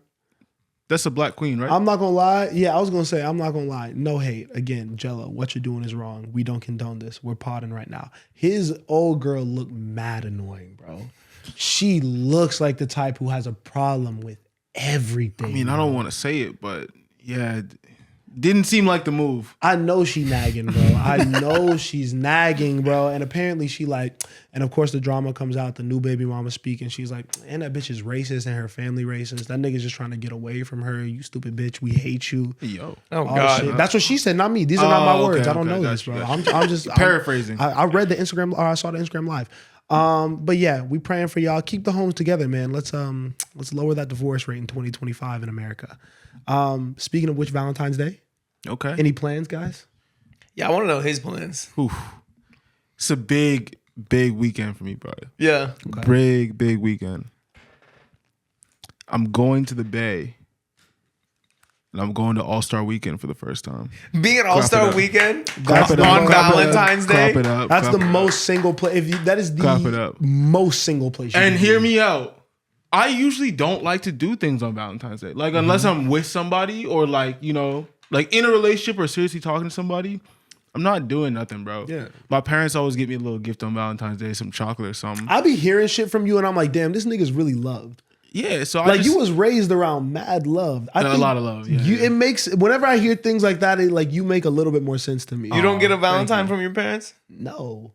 I get one too every year. Yeah. For sure. Again, Come on now. all of these things make complete sense to who everyone is. Exactly. I see y'all now. I did not know that. What the fuck? Why is your parents getting you a Valentine? I'm sorry. To May I remind me finish- that I'm loved. May I finish my story? I didn't even get to finish it. Go. LA was actually the first time I heard about people going out on Valentine's Day if they were single, which I was like, that's weird. Because I'm in my crib, eating my chocolates, you know what I mean? Watching movies and just doing a self-love, self-care day. Valentine's Day type. But this year I was like, bro, All-Star Weekend falls on Valentine's Day weekend every single year or around then. There's going to be a year when I can't go. When I can't just get up and go. I remember when y'all were here and I went to San Diego with Sean. And Miles said something to me that struck me super heavy, bro. When I came back or before I left or something like that. Because I don't think you wanted to come with me anyway. But you literally said, bro, I'm not just going to get up, go to San Diego and leave Selena. Yeah. And I was like, yo, bro, if his girl can't go or doesn't want to go, he can't go. And I'm not saying that on some Well, like... I was going to say, I think in a state of emergency, it's different than All-Star No, Weekend. but okay, no. But hear me out. When the whole city's on fire. But hear me you know? out. Hear me out though.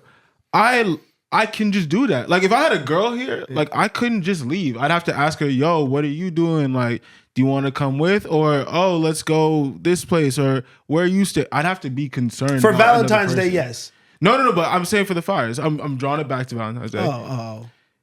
Let's say next year I'm in a super serious relationship. Bro, I can't just pick up and go. Well, it'll be in LA. But let's say it wasn't in LA. I can't just pick up and go anywhere by myself. I got to ask her. I got to check in. I got to do all those things. And at some point, I'll be ready to do all that. But right now, while I don't have that responsibility and I'm not ready to do all that, why not go to a place where everyone's going to be single? Because if you're in the Bay for All-Star Weekend on Valentine's Day weekend, you are single whether you like it or not, bro.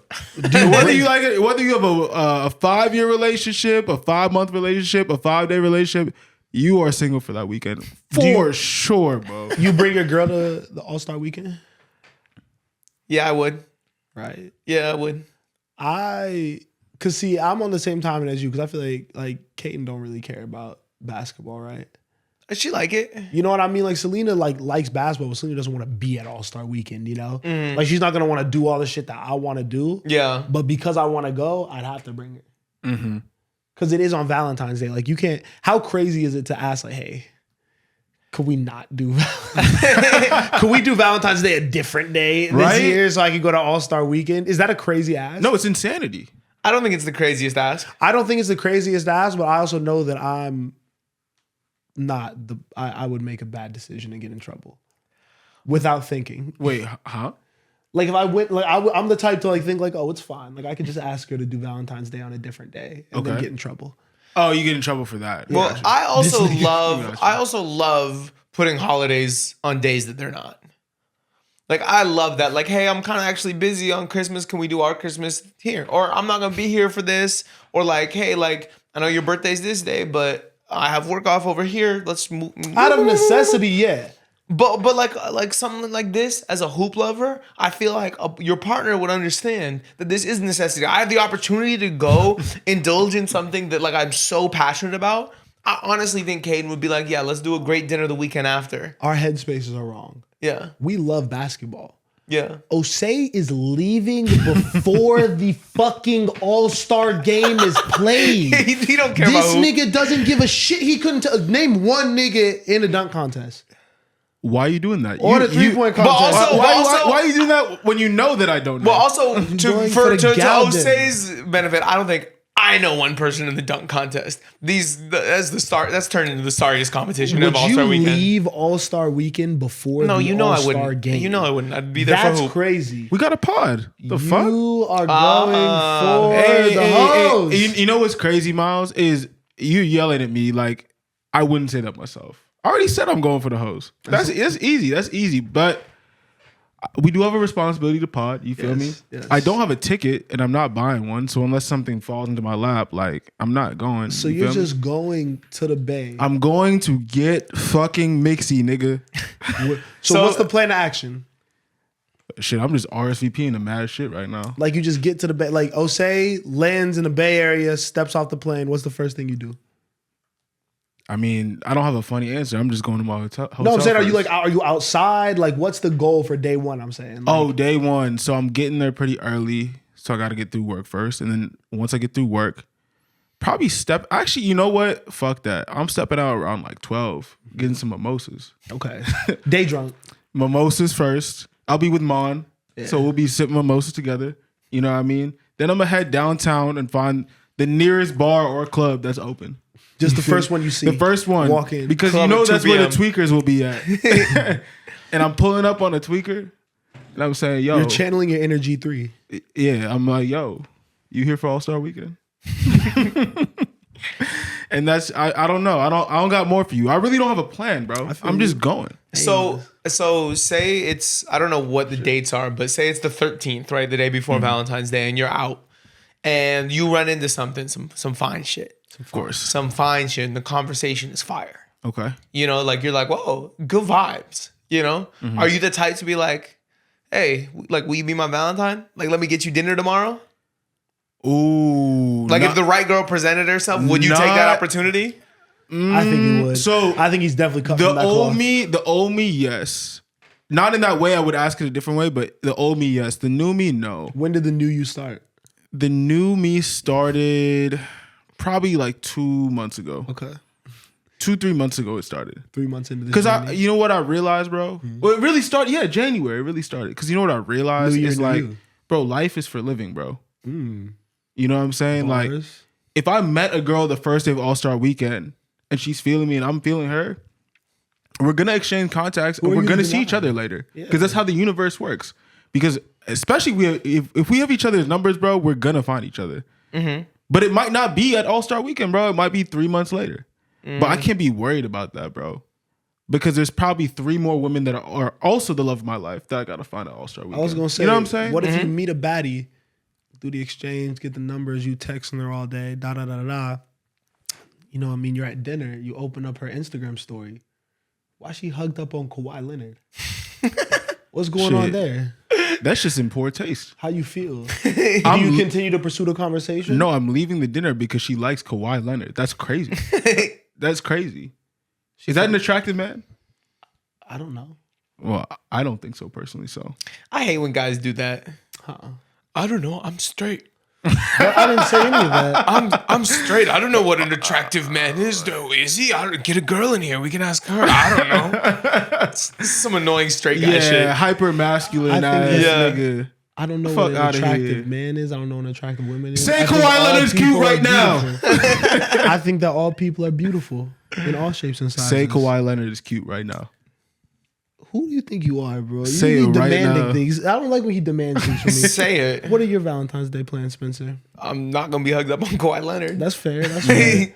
I mean, I can't spoil the surprise. She's in the next room. Do you ask your girl to be your Valentine? Huh? Do you ask your girl to be your Valentine? I don't. I saw that you did though. Hate it. Do you do it every year? I don't know. I don't think it's a thing. But I recognize, again, I know I'm not a perfect person. Yeah. I know that I'm flawed. And I know that my brain, maybe I'm a little bit like Kanye, my brain doesn't really compute the sentimental shit. Yeah. So to me, that doesn't matter, but I could also acknowledge that maybe it will to her. And so even if I think something's stupid, I'll do it, you know what I mean, just because I feel like that'll make her feel good. Mm-hmm. Yeah, that's good for you to do. Yeah, I feel like that I started doing that more recently because of like self-awareness. I'm like, let me do a little more. That's good. But yeah, I've done it the last, I think, 2 years. And I still think it's kind of pointless. But I don't like Valentine's Day. Oh. Why? Wah. But I'm saying, like, if you really like, I think you move like this. If you appreciate your girl, if you get her random things, do random acts of kindness all the time, it's like, what is this specific day really doing? I also don't like Valentine's Day. I'm much more of a fan of an anniversary. Yeah. Because it's personal to you. 100,000%. You don't have to, because here's my problem. You know, still getting the pot off the ground. Your boy's still looking for a solid day job. You know what I mean? Bro. Like I could save and I could take you to a nice restaurant. Okay. But not on February 14th where they know the game. So every restaurant is a prefixed menu that costs $300 a person and you can't even get a res. Like, why are we all trying to have our special date night on the same night? That just means there's not going to be enough supply for everyone. Right. So like, I kind of like the individual, you know, I like to do it up for an anniversary more than Valentine's Day. But, you know, Friday night, there'll be some surprises. Friday day, we got some plans, but then I think the weekend, our plan is we're gonna make some sandwiches and bake some food and go hit the trails. You know what I mean? Fire. Go somewhere pretty, have a picnic. That's fine. I'm not gonna lie. Yeah, I'm not even gonna lie, bro. And I know she don't watch this far in the pod either, bro. I got my shit off damn near. Yeah? Like, bro. Cause I don't even be planning shit like that, bro. Yeah. So I do this whole thing. I did it up, you know what I mean, for the big ass. Over the moon. I could do whatever on Friday. Yeah. I'm cooling, bro. Like, I'm good. Yeah. And that's what I'm saying, bro. Like, I think we make our lives harder than they have to be sometimes. Wait, about that. Wait, so how'd you ask her? Oh, I did that, so you know what I mean. Guys, bro, no. Okay, I'm proud of me. I'm proud of me because this is not something I do well. I don't think about these things. I'm not good at planning an outing for myself. Like, none of that. Yeah. Right? So I'm like, boom. I gotta ask this girl to be my Valentine. I'm gonna do it at dinner. I'm gonna call all the places, but wait, it's the day of, and the only reservation is at 9:30. Mm-hmm. And so the spot that we going to, Miss Fish, we went to, because me and Selena have been talking about wanting to go to an aquarium for mad long. Yeah. Just thinking that shit would be funny. So then once I found out this like a sushi restaurant, got the aquariums, you know what I mean, downtown or whatever. Only reservation is for 9:30. Terrible time, mad late, but you know, that's all I could get, so I do it. So then I'm like, boom, I'm gonna have to pick her up earlier than that though. So let's go somewhere before then. My girl, mad intelligent, bro. Mad intellectual, bookworm, some might say. I'm zooming in on the map. What's around the area? What's around Miss Fish? Somewhere called the Library Bar. We gonna go to the Library Bar. I'ma drive us to Miss Fish, park us there. We gonna walk to the Library Bar a couple blocks away. It's a good play. Smooth, bro. You would think. I'm kind of an idiot. I thought downtown was gonna be lively. That shit was dead as fuck on a Friday night. Oh, really? At 9:30. Dead as shit. I'm thinking there's gonna be people walking around and shit. All that. Nothing. Just crackheads. Interesting. Everywhere, right? Yeah. We go, and you know I didn't time anything out. So I'm like zooming in. I'm like, oh, Library Bar is mad close to Miss Fish. It's like a 13-minute walk. You know what I mean? It's not bad. It's not bad, but it's dark. Crackheads everywhere. I'm talking, we're walking through somewhere and there's a dude like spinning something. And I'm like, oh my God. I'm like over here like having to like protect her and shit. Like it was crazy, bro. Protect her. Mad long walk, bro, for no reason. We get to this bar empty. Like not like just weird vibes, bro. Have you seen Full Metal Jacket? No. It's a Stanley Kubrick war movie. Why the fuck is that on the screen when we walk in the spot? I'm like, what the fuck? Drinks were hitting though, I'm not gonna lie. Yeah. Got a drink, whatever, we cool. It was funny, like we made fun of the situation. We Ubered back to the spot. Nice. Uber there, get there, sitting at the table. I wanted them to bring it out with dessert, the little card that said "Will you be my Valentine," but they just had it sitting for us at the table when we got there. That's nice. You know what I mean? She was like, oh my God. She didn't even expect it. I was like, I'm him. So You did good. Right? Yeah. That was pretty good for me. I'm gonna get better at planning in the future though. I gotta keep upping the score, but I think I started at a good foundation. Yeah, for sure. Yeah. Romantic Miles. You think I had that in my bag? I was gonna say maybe just get the res a little earlier next time. Oh yeah. But besides that, great play. Maybe plan it. Maybe call for the reservation more than the day of.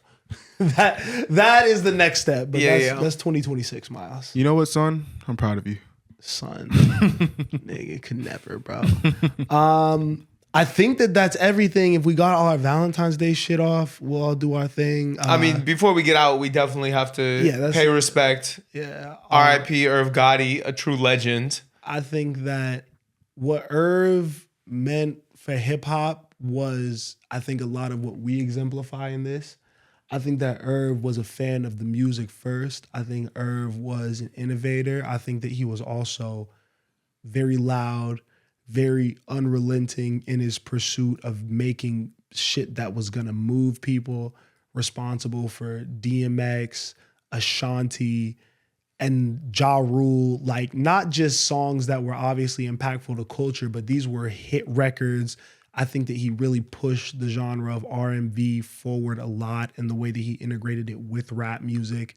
I think that, again, if you go and watch an Irv interview, the passion that he speaks with comes through more than anything else. He had love for everyone that was around him, love for his artists, love for the game.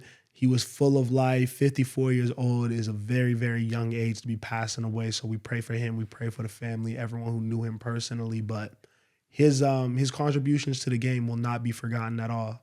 Definitely. Yeah, R.I.P. Someone that's truly inspiring and somebody that was doing it on all fronts, like really infiltrated a major label, but was still brought like the style of hip hop. Mm-hmm. You know what I mean? Somebody that was an executive and that was kind of his entryway, was working in business, but also really got into production. Mm-hmm. You know what I mean? And worked on the boards. So just a really inspiring figure.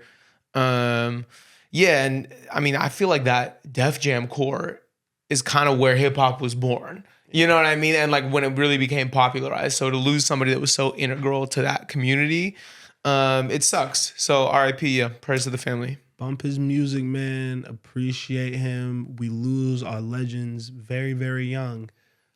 Get your health checked out too. Make sure that you're feeling good and all that, because we need mentors around. We need people who have impacted the game to continue to tell their stories. We love you, Irv. Rest easy. Shouts out to the family once again. Thank y'all for watching. Yep. Like, share, comment, subscribe. Tell a friend to tell a friend. Catch y'all next one. Peace.